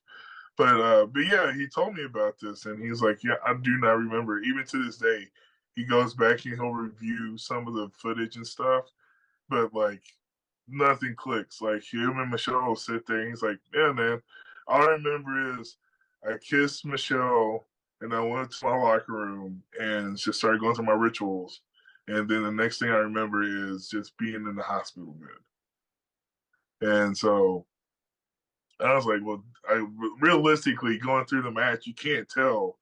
Like, the lights on and nobody's home. To a certain extent, but he was like, he credited Brock for this match, too, because, like, the ending is the ending, and the ending was supposed to be the way it ended, with the proper person coming out on top, but, like, it was supposed to look a little bit crispier than that. And then, but Brock still carried him through the match, and so he's like, he goes on. He's went on to tell me about how he appreciated him to do that professionally, to help get him where he needed to get to, for sure. That's awesome. I Yeah. think that is a huge testament to Brock Lesnar. You know, you hear stories about how he's kind of a recluse, he's kind of an asshole and everything, but I mean, in the ring, he's a consummate professional. Yeah, he's business when the bell rings. Everything else, you know, just don't keep his phone around him while he's in the ring, I guess. So, yeah. Do y'all prefer short hair Undertaker or long hair Undertaker? No, definitely long hair. I don't know what this is on his head. While the opportunity has presented me to ask him about it, we just leave it there. We don't ask it. We just go about our business. It just looks weird. It was a moment. It is what it is. No. Definitely not a fan of that patch of hair. You remember when he first debuted it, and like he took off the hood and was just there, and then we're like, what the fuck? All right, so I'm gonna say it. I prefer short hair Undertaker, but not with the Ministry of Darkness goatee. I'd rather him have the full like goatee, but I kind of prefer the short hair Undertaker. I think he held on to the long hair too long. Like, that shit was stringy. It's like if you Yeah. drop a lollipop on some carpet that hadn't been vacuumed. Like, Ew. yeah, he kind of held on to it. Yeah, I mean, it's patchy, and That's oddly specific. yeah, because I've thought about it before. Where like I've seen him with the long hair, and I'm like, looks like the time my daughter dropped her lollipop on the carpet, and she picked it up and put it right back into her mouth before I could grab it, and it was just covered in black dog hair. Oh. Yeah, and then she pulls it out, and she's like, yeah, you learn. It builds character. Yeah, and you know, one of the things, and talking about Brock being kind of the professional in the match, like knowing who he is and his UFC background and all that, he really kind of played up in this match the nervous look on his face. Like, he's able to show on his face that he's nervous when the Undertaker's coming out, when they're getting ready to go at it. Like, you see Brock showing kind of nervousness on his face. And I don't know if that was meant to be, like he was trying to show that, or if he was just legitimately nervous because he knew what he was getting ready to do. Yeah. I think either way it goes, it just goes to show how awesome it was to have Paul Heyman in his corner. Because that was, if anything, a mannerism that Paul Heyman definitely told him to like emote and play up. Because first of all, you're wrestling Undertaker at WrestleMania. Like it's one of those things where like Undertaker at WrestleMania versus some of his opponents, and then in contrast to the other 11 months of them having these storylines and building up and stuff, like Undertaker at WrestleMania is something that's kind of held in a different esteem, right? Like, you're not going to beat the Undertaker there. You can beat him at No Mercy beforehand. You can beat him at WrestleMania Backlash after the fact, in SummerSlam, but you're not touching him at WrestleMania. Like, that's why he has the 6-minute entrance. Yeah. And so it all played up the right way. Like, it was smartly put together. And it's just the small details that made it feel a little bit bigger until we got to the end. George, so let me ask you, because we were talking about it earlier, and you kind of alluded to the fact that, like, it gets to the point with the Undertaker where you're like, all right, come on. This entrance with the coffins, right? And it's showing all the different people he's beaten. And then that last coffin, Brock Lesnar, and it opens up. Was this one of those times where you're like, okay, come on, get done with your entrance, or did you enjoy? Oh no, this was one of those. Let's sit in this for a good while, or as the kids nowadays say, let this cook. Yeah, no, this was definitely. Yeah, this was definitely. Let's enjoy this moment and let it last whatever it needs to last. Yeah. It was kind of a beautiful until he took off his hat, and then I was like, well, all right, let's get on with it. watching it back, the red or maroon, color, whatever he was wearing, and normally love maroon, especially on him because he's a huge TU fan. Love that he wore maroon in that, but it almost looked like he took like Michelle McCool stuff and just removed the turquoise and threw a different color on there. Like it looked weird. I kind of liked it. I kind of was a fan. I'm down with it. I thought it was good. I mean, it looked good. Bad. Yeah, it wasn't bad. It looked weird. It does, because we're used to the purple, or or just the black, dark. Just the black, just the dark. Yeah. It did seem very different. But speaking of black, Lathan, I have a question for you. Go ahead. Not like that, but well, like that. But if you ever get the chance again, we're going to talk about it. But I want you to ask Mark, how much tanner does it take to turn that ginger brown? At this point, I think it's completely died out, literally. Because, like, even I remember last time I saw him, I talked to him, like, his hair goes from a black to a really distinguished white, just kind of flowing out the back of it. And, like, there's no more ginger up there.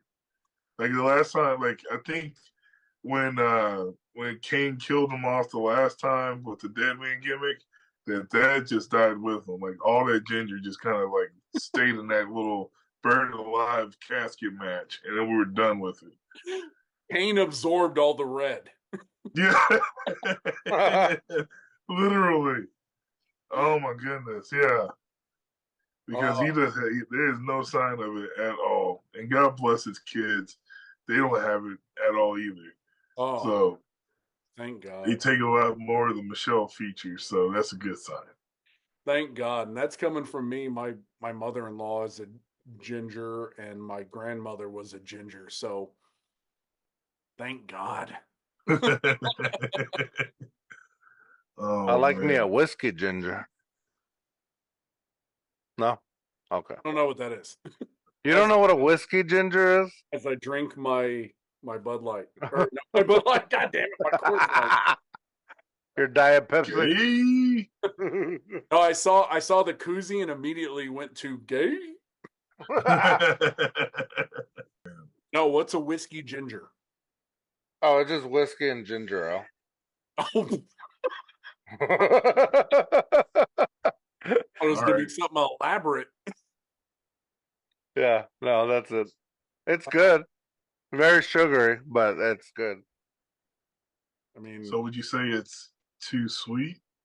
Ooh. I don't even know what I just did. That's awesome. I don't know what I just did to cause that. That may have been the demons who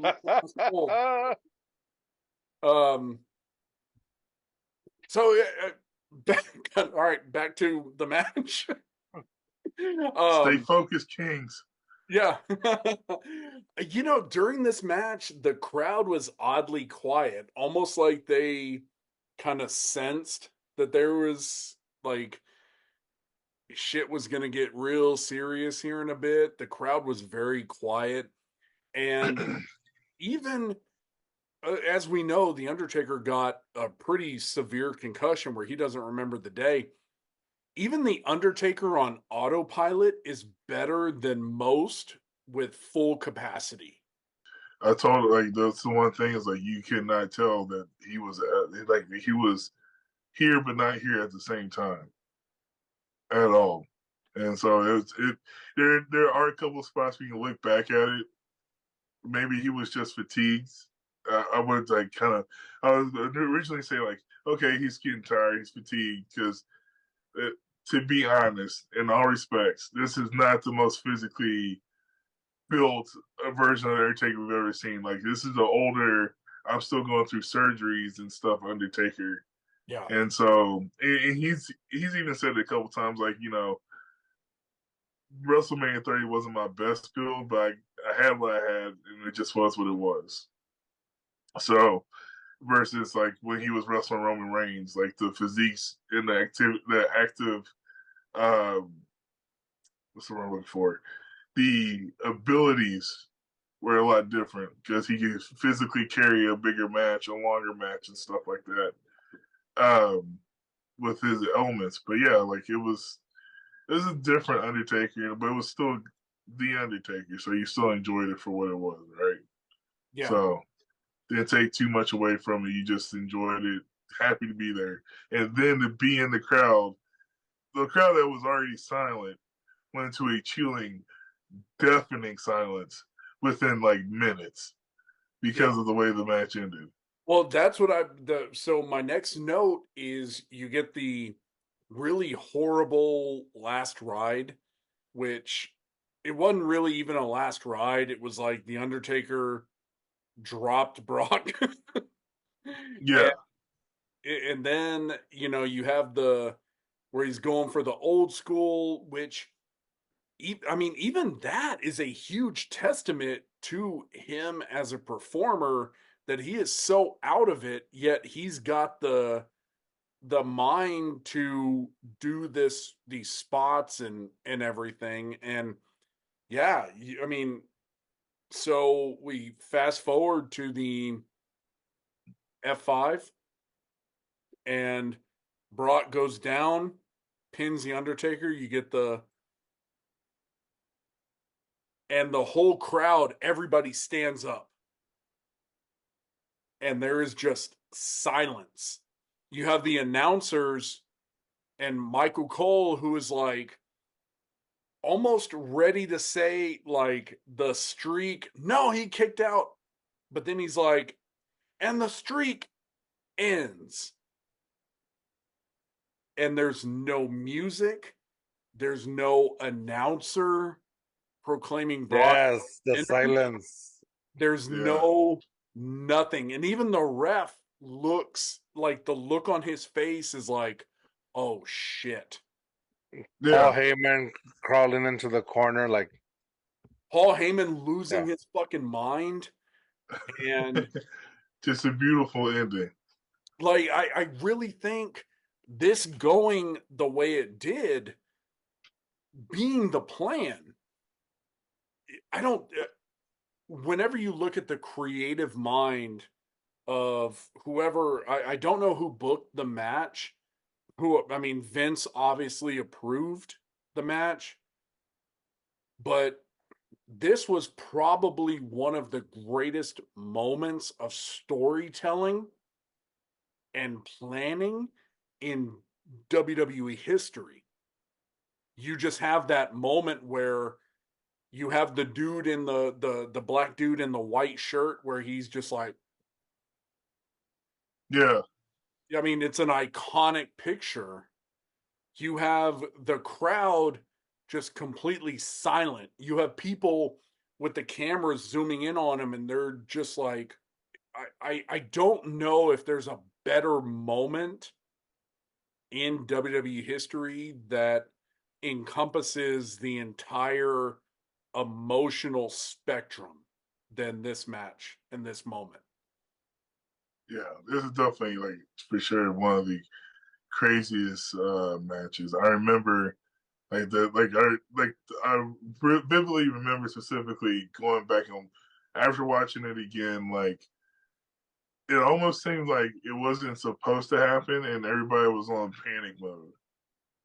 And then eventually, like, okay, the announcer is like, oh shit, all right. So the winner of the match, and then the dude in the back that's supposed to be playing the music, he's like, I'm hitting the wrong button. I should be hitting the Taker's Dawn. Yeah, no. Jew? Oh man, but it was, it's always one of those where were you type of moments, right? Because it's not supposed to happen.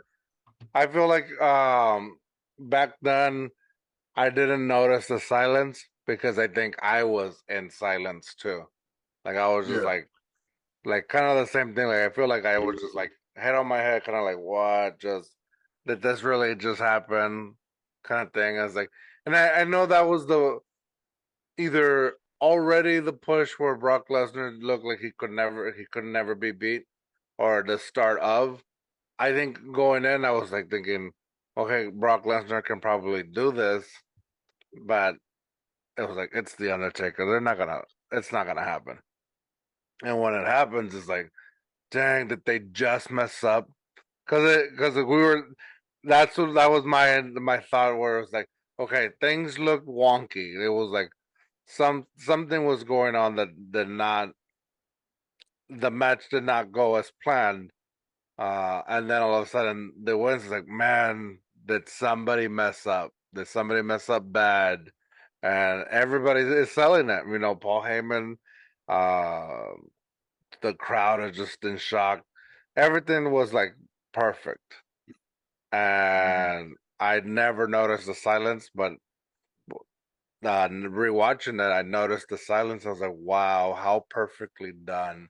Now knowing, you know, how everything was supposed to be, how perfectly done was it? Definitely. Shout out to Vince McMahon for making that audible call. Who? Name redacted. Well, all right, let's go. I'm curious to see where y'all rate this. I'm very curious. So let's go ahead and rate it. I'm gonna go with a 2.6. Go fuck. You No. bitch. Oh man, I don't know if I'm overdoing it, but I'm going 4.7. Part of me wants to give it a full 5. Woo! Oh. Lathan, what'd you give it? I gave it a 4.4. So it's and for everything that happened in the match, it was a great match, a very memorable match. Unless you're the Undertaker. Probably one of their best matches out of the series that they've always constantly had throughout the. Shut up. He doesn't know how good of a match it was, so Yeah, he don't remember shit. Oh man, but no, it was a good match, and like it was one of the better ones out of all the matches that they had over the years, right? Like it's one of the very few that really stick out, and it has so much lore around it. Even after the fact, like was it supposed to happen? Like there's always these different like urban legend stories that are going around and rumors about like who was supposed to do what and stuff, and so it always had like an extra little detail to it that made it keep its interest over the years. Like it's still 10 years. It was 10 years ago, and I still will ask him ask him about it and still be entertained by the answer that you receive. yeah. So if you get the chance, go out of your way on YouTube to find. For a while, Paul Heyman was doing these kind of one-man shows where he would talk about random stuff. He would take questions from the crowd and everything. And somebody asked him about this match and if it happened the way that it was supposed to happen. And he goes into a big spiel about, well, maybe it happened the way it was supposed to happen, or maybe Brock decided it was going to go this way. And it's worth watching because it kind of Paul Heyman is such a storyteller when it comes to pro wrestling that he does an amazing job making you question whether it did or it didn't. But with that being said, I gave this match a 4.76. This is one of my highest rated matches.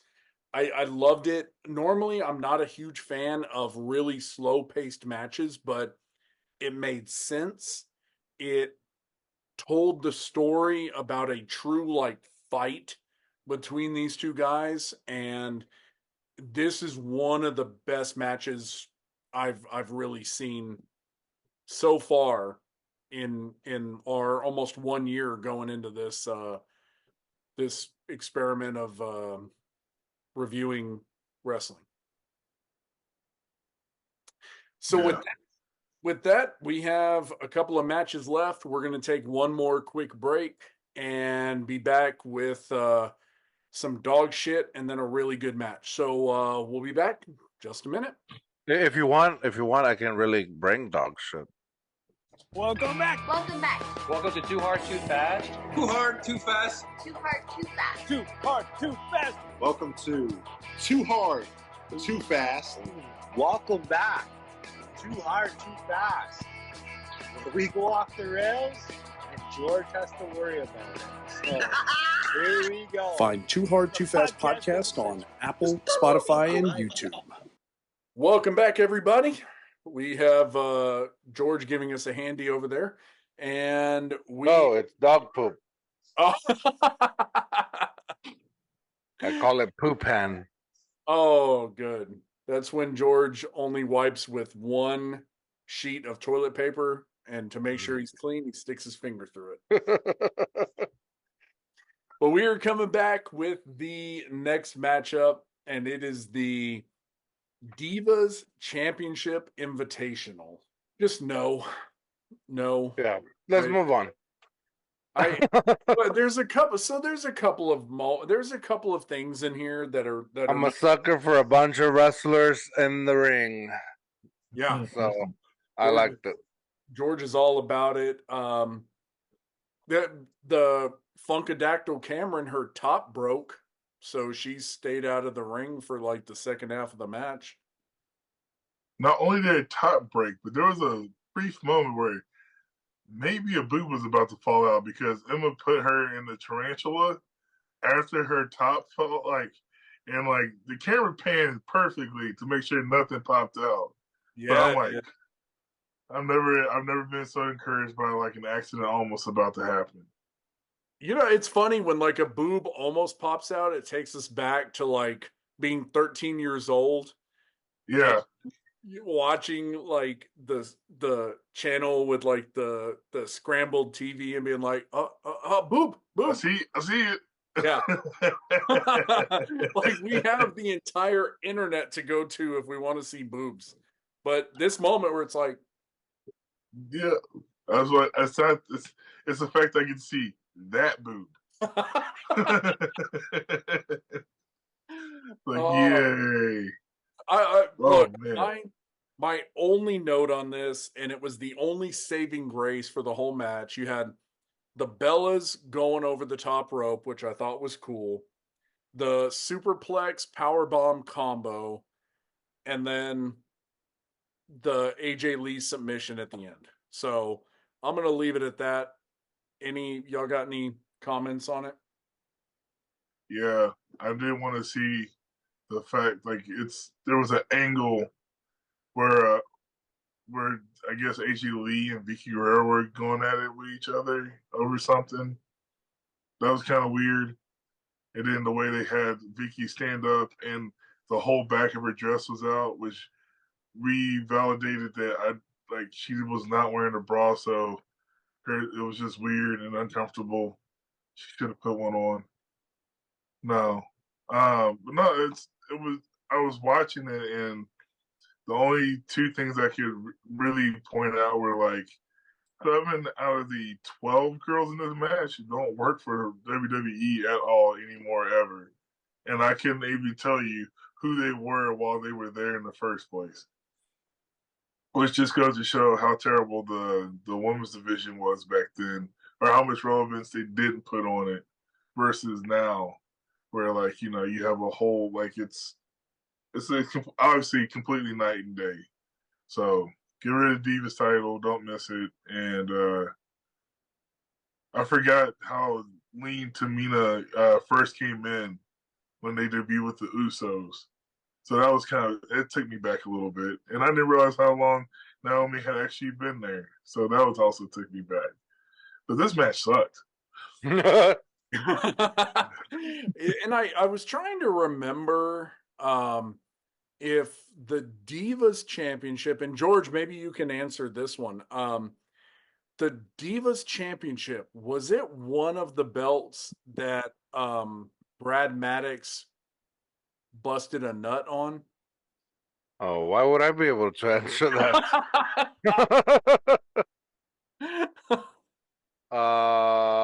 But yes, no, I'm just kidding. I don't know.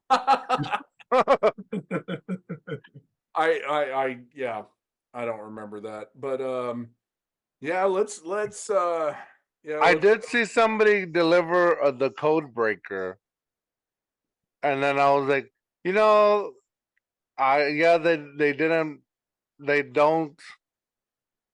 they still didn't put a lot of emphasis on what the women can do, but I feel like this was like getting to that movement. So I was like, okay, let's see. This could have been better. And I think if it's done again, it would be. Yeah, in this time, we were definitely in the twilight of the Divas era. You're starting to see more of the women that are very, very skilled in the ring. You've got the Bellas in there, who I will say started out pretty diva-ish, but developed very nicely. Natalia, you got AJ Lee, Tamina, they were working towards what we have now, but yeah, at this point it was terrible. And looking at Vicky Guerrero, Eddie was hitting that, and we'll just leave it at that. There's someone out there for everybody, bro. Yeah, let's go ahead, and we're gonna have to rate it. I know y'all don't want to, but yeah, we do. Let's go ahead, George. What do you give it? I had thought of a little saving grace kind of thing, but I can't think about it anymore. I'm gonna do a 1.3. Oh, that's generous. Okay. Yeah. All right, Lathan. We can't do negative star ratings, can we? No, but you can. No, you know what? That's not fair to AJ Lee and the actual talented people in the match. I give it a 1.84. Wow. Yeah, I gave it a 0.25. Damn. And the only saving grace that kept it from a 0.01 was what I said, the superplex, the submission, Natalia in there doing like. Oh, that's what. Sorry, man. Before I forget it, but the ending with AJ Lee, like I thought it could have been a bigger thing, because it looked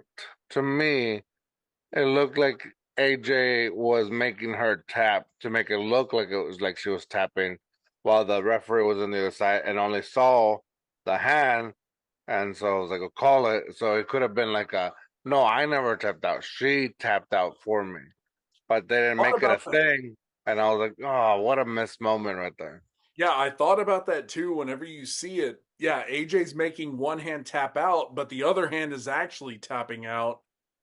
So yeah, it was kind of a missed opportunity to build it. But again, at this time, there was really no build of the women's division. So yeah, so they were just there mainly for looks, not for the talent. Right. So the next thing we have up, man, and I would have given it a lesser score this whole match, but you know what? It's not AJ Lee's fault that she's married to CM Punk. I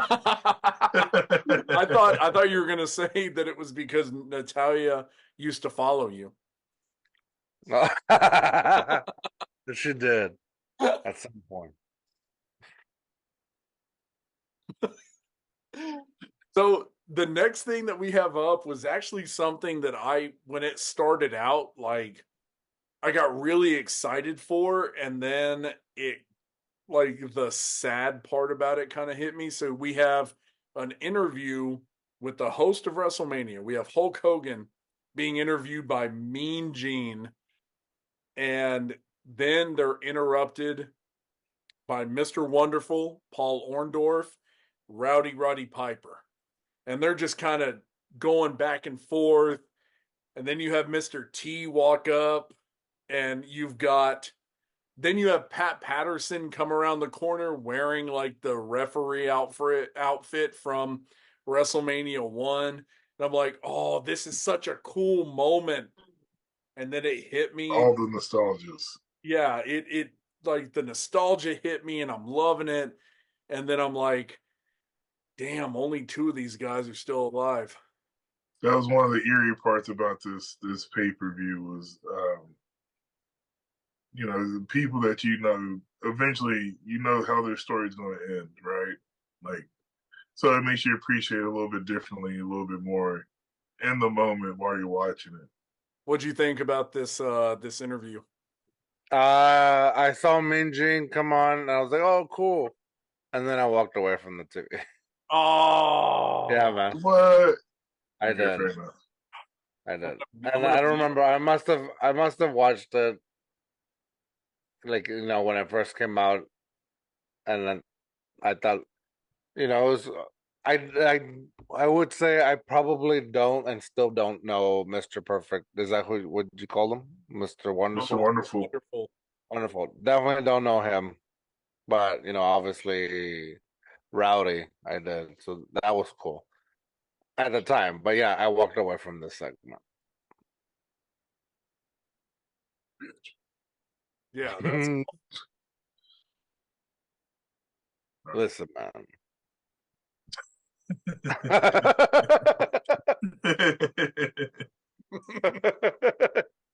Dang. fuck them guys. Well, guys, we are here at the main event of the show. We have Daniel Bryan versus Randy Orton versus Batista for the WWE Undisputed Championship. First note that I have, live band intros are the tits. It was cool to see how much they played up the champion coming out with Randy Orton and the band playing behind him too. So it was like there was 3 bands that played for WrestleMania, right? So we Or had 2 live entrances. It was Bray Wyatt and it was Randy Orton. yeah. I thought there was somebody else too. Your mom. No, but I really thought there was a third person. Damn. Lathan hit it quick. Fuck. Oh, No, so Oh, we man. had Randy Orton and Bray Wyatt. That was it, right? With the live I music. thought I saw the band 3 times at least. I don't know. It don't matter. Fuck this pay-per-view. Just kidding. Cut that out. So one of my favorite moments in this match was the Batista bomb into the RKO on the table. Oh yeah. And that was so gnarly looking. And you can see like immediately when they land, like Randy Orton immediately is like that, and then you see the monitor sitting there, and then his back starts bleeding, and like it was such a cool moment. To me, though, they ruined it with bringing out the damn stretcher and the neck brace and the padding. Like that, I was like, come on. That's overkill. Yeah, like, okay, we know it kind of fucked him up, but that too much. Like we know it's not that. I think to me that's them trying to recreate that Mick Foley or Mankind kind of thing. And it's like, come on. Yeah, I saw that in my note. I put that in my notes. I was like, dude, like he didn't even fall off the Hell in the Cell. Like, why is he using all this treatment? Yeah. It's just a power bomb, and it wasn't even through the Spanish announce table. So that's not even the worst issue that he had to deal with that night. He's fine. It was the French announce table. That thing gave up real quick. Exactly. If anything, Randy took more of the brunt of the fall. If anything. Yeah. That shit messed up his back because the rest of the match, you see he's bleeding from his back. Well, you're one of the coolest people in the match to carry the whole thing in the first place. You don't have some back problems. But no, the dynamics between the 3 of them were really good. I did make one note mentally while I was watching this. This match reminded me of another match that happened 10 years before this match. And I was like, okay, these are all the same story beats, just, nobody's killed their wife in this situation.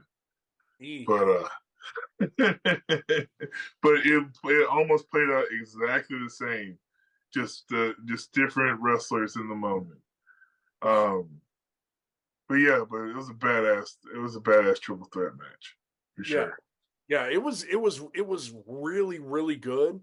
The commentators just gave that much more to it. Like JBL as a commentator It was amazing. He was really, really good because he played.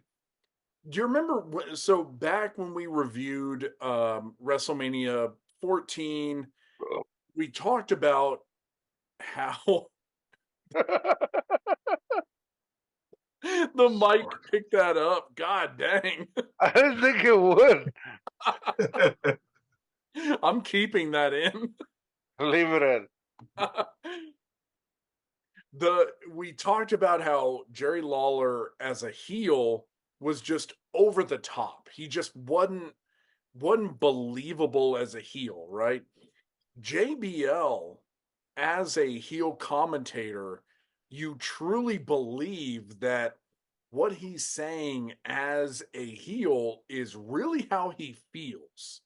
Yeah. Like you get that's him expressing his true opinion on stuff, and we know it's not, but he's just that good with it that it enhanced the match. Yeah, absolutely.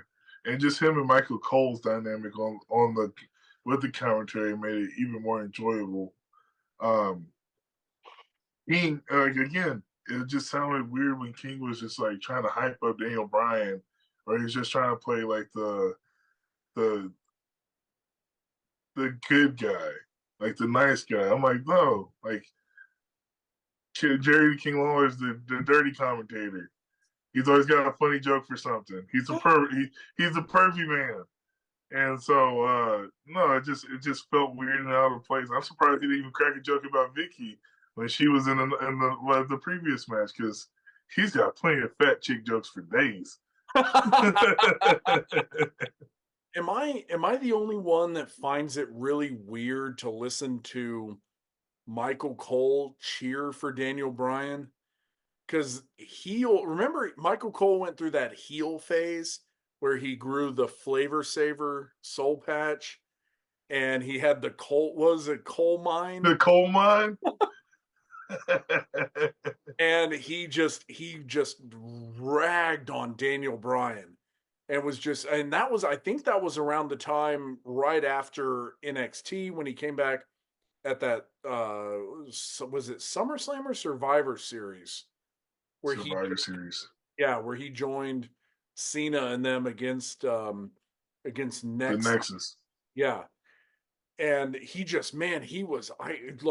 ingrained in my brain, just him ragging on Daniel Bryan, calling him a nerd and just calling him all sorts of mean shit. And then to hear him yelling like, come on, Daniel, do it.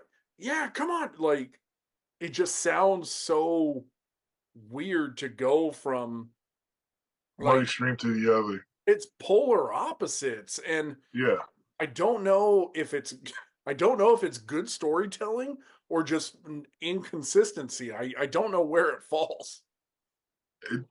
It's safe to say it could be both. It could definitely be both, because it is also the WWE at this time. So, because you gotta remember, like, it's not him saying it; it's him being fed things to say in his ear. Even though the color commentary shouldn't be characters, they should just be there telling me what the match is going on. Right. George, what you got? I'm just gonna say it should have been Triple H. Oh. George has gone heel commentator. Yeah, I know you guys were talking about commentary, but I was just thinking this whole match. Since you brought it up earlier, I was like, dang, and it brought me back to the thought process right now. I was like, that could have been a really good match. Are you saying it was a good match No, it was good. No, it was good overall. But I'm just saying, what if? What if? Yeah. That the What if it would have just been Batista and Randy Orton like they had planned to do? I don't want. No, that wouldn't have liked that at all. That would have been like, okay, come on. I don't know. I don't know who was sitting there asking for Randy Orton versus like 40-something-year-old Batista. Yeah, but to be fair, Batista's just old anyways. He kind of came to the game late. But no, like that was only the dream of one particular person, Mick Van Man. Yeah. The Voldemort of WWE. Yeah. But the whole match overall, even at the ending and rewatching it now, I was like, man, this is one of the very few times where I feel that WWE full-heartedly listened to the fans and provided what was needed and also what was wanted. Yeah. And I was like, man, we don't really get that all the time. Most of the time, it's like what's good for business, but not good for entertainment or whatever. Or I don't know. Like sometimes it's just not there, and lately it's been not there. I disagree. I think so this was an example of the narrative being driven by the fans. And I'm not a huge fan. I won't say like I want WWE to give me what I want. Like what I'm there for. Like I like to be. I rather be on the guessing side of like, oh, this could happen versus like, oh, I know this is gonna happen. And I guess I'm tired a little bit of the, oh, I know this is gonna happen. I know Roman's gonna take it again. I know they probably want him to beat the record or whatever. So, but being on the guessing side, because there was a lot of, I feel like it could have gone either way. But at the same time, we want it, we need it, and it happened. I was like, wow, this is like the perfect scenario. It's good for business, it's good for us, and it was enjoyable. See, I think we're more likely now to get what is driven by the fans. So you may not get the outcome that you want, but you're going to get the matches that you want. You're going to get more of the stuff that we find interesting, the stuff we like, rather than just what. And it was notorious for Vince doing stuff that was not popular, but it made him laugh, or he thought it was good.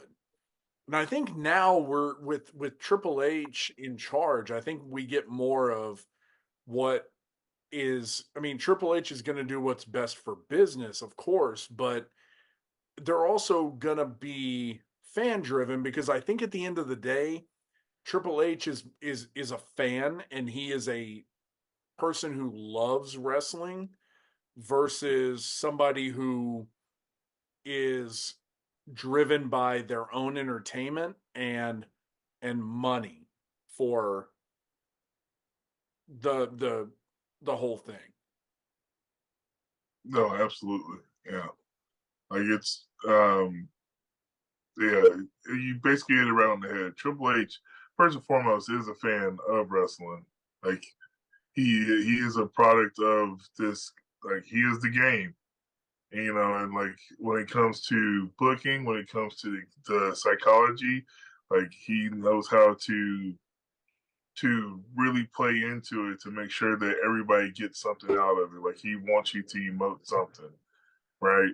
Especially with the way that they're putting together this storyline that they're going into for WrestleMania. Like, it's not necessarily that I'm annoyed with who is in what position, but like everybody has a place, everybody has a role, and you want to tune in every week just to see how it progresses, and we finally get to the main event of WrestleMania, you know. And so this was one of those perfect ways that they did it. I Good think times. this match really ended the way it should have, and the whole WrestleMania 30 ended the way it should have. And going back to what we were talking about earlier, or just with current stuff, maybe 10 years from now, we'll look back at WrestleMania 39, WrestleMania 40, and sit there and go, you know, it really wasn't what I wanted, but damn, maybe it ended the way it should have, like we do now. The only thing I'm trying to figure out, though, who the fuck is the blonde with the kid that comes into the ring hugging on Daniel Bryan? That's a good question that will remain unsolved. I was like, maybe I think it may have been a sister. that would be the only thing I could think of. Like, Uh, I was like, first I was like, oh shit, that's his daughter. Wait, no, that's not Brie. No. What the fuck is this? Oh, maybe it's his sister with his niece, but he's very nonchalant towards them. Like, he hugs them and then it's like, okay, leave me alone. It's like, okay, there's a point, and so it was interesting. So he did have that moment where he had the moment with the young girl and the older lady, and then it's like, oh wait, I got to take all the photos to make sure I got all the still shots to play up online and everything. And so it's like, okay, I gotta go back to work now.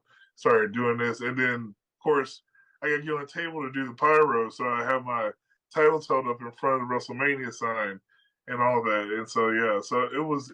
I put that in a side note that it was interesting that he did that. So, because like even when like it reminded me of again the end of WrestleMania 20 when they had Eddie and Chris in the match or in the ring together, and like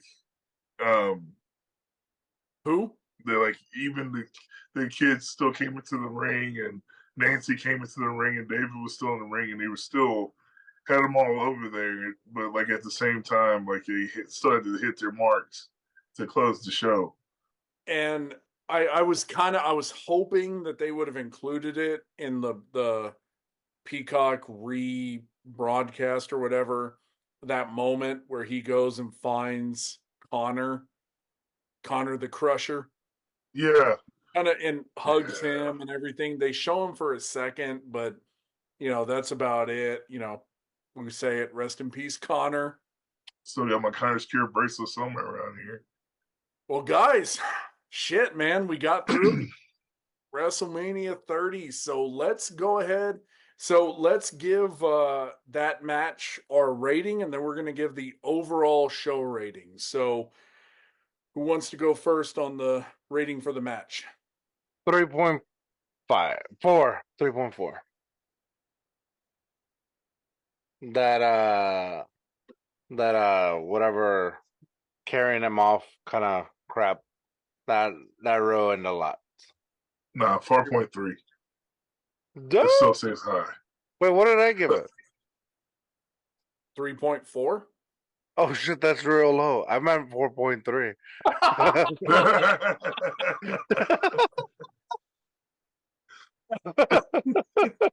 Yeah, that sounds. Yeah, I was like, that sounds real low. That's why whenever you said, I was like, okay. Yeah, the licky kicking in. So Lathan, what'd you give it? Excuse me. I gave it a 4.3. Yeah, that's what like kicked it back to me. I was like, yeah, mine was real low. Yeah. No, it was a good match all in all. Like you know, everything was there that needed to be there, and it played out the way it's supposed to play out. Right, there was no the wrong person one type of feel to this match. Like everything felt perfect. And then, like I said, like we had said earlier, it was the story of the underdog and finally getting his due, right? So I really enjoyed the match. I'm gonna agree with you guys on the stretcher being just, it was a bit much. Like, it took the match from that suspended belief of reality to, okay, this is a spot. This is fake. Something's gonna happen. He's gonna come back. Like, there was no believability in that whatsoever. And I think overall, though, the match, if they had just let the three of them go at it, put that move, the Batista bomb into the RKO, leave that in there. Don't bring out the stretcher. This is a top tier match. Overall, I gave this match a 4.4. Hey, Yay! Oh, we are all in kind of agreement on there on where this match fell out. But guys, so let's rate the overall show, because I we've, a lot of the matches we were very much in agreement on everything. So I'm curious to see where we fall on the overall show. So Lathan, you have been very courteous tonight and not interrupting people on your rating. So we're going to let you go ahead and go first. I gave it a 3.9 in total. Damn. It was just so looking back at this, because the one thing I was looking at it more specifically when I was watching it back again today was like, I don't remember. I thought there were more matches in the card, and then I remember I was watching the pre-show, like when it first came on. But the matches they had, they gave it time.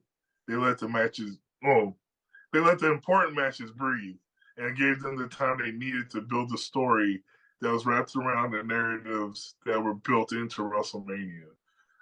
So I enjoyed it for that, and like stick to consistency about having some really good matches and staying on trend.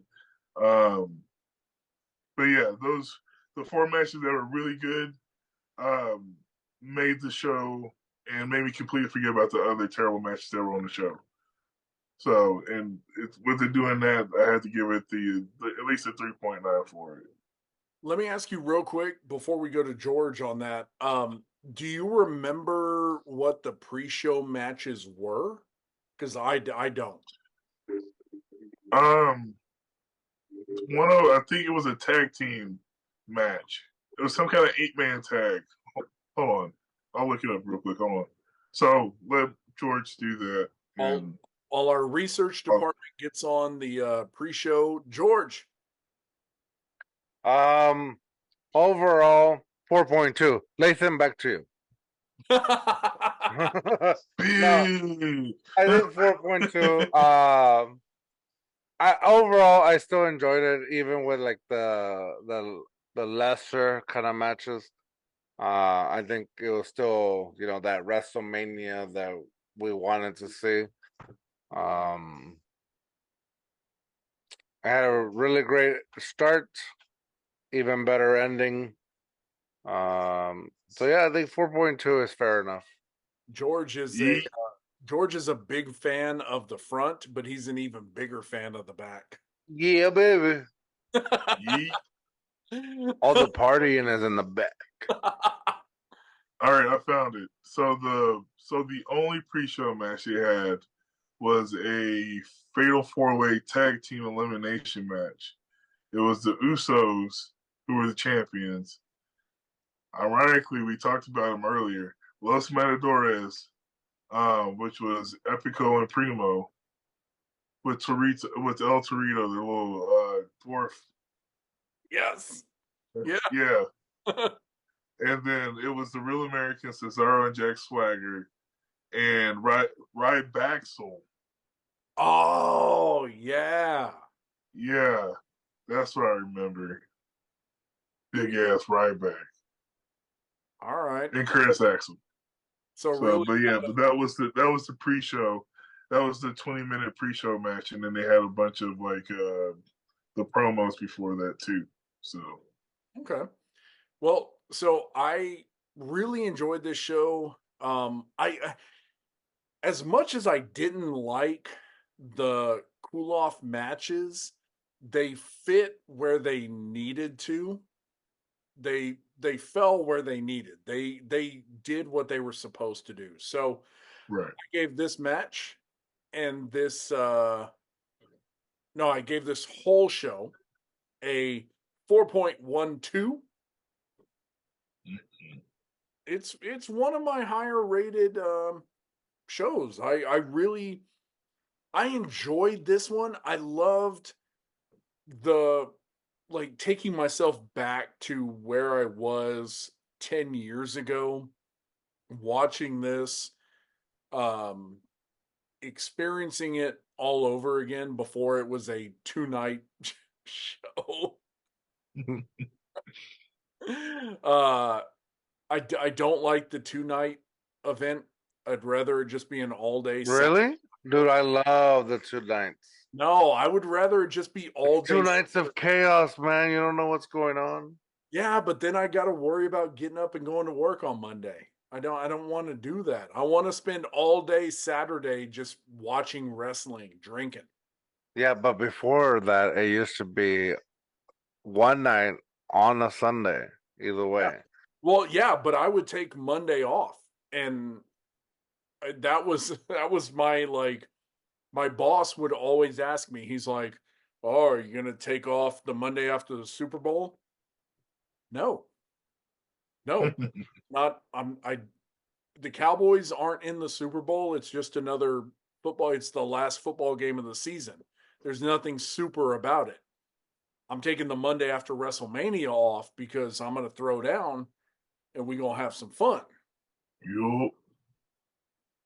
Yeet. No yeet. Hey. Yeet or no yeet? That is the question. Actually, the real question is, what are we going to be covering in April? What are we going to eat? Wait, what? So, we're about to spin the wheel, and we took a survey amongst the two of them on which shows we want to do. So, you didn't tell me this was a survey. I do no surveys. Survey says... Another one for the big guys. So, on this one, we've got Bash at the Beach 2000. We've got Starrcade 1998, WrestleMania X7, and WrestleMania 2000. So we've got a pretty big grouping of random shit on here. So we are going to spin the wheel to figure out what we're watching in April. All right, let's get ready. We're going to spin the wheel. And in 3, 2, 1, there we go.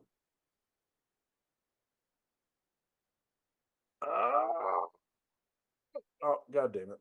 Oh, I can see your notifications. Boom! We got Bash at the Beach 2000. All right, that is going to be an interesting one. I'll make sure to wear my beach wear, which is nothing. Well, I'm really glad we can only see from the waist up, which I'm kind of excited for. I'm not going to lie.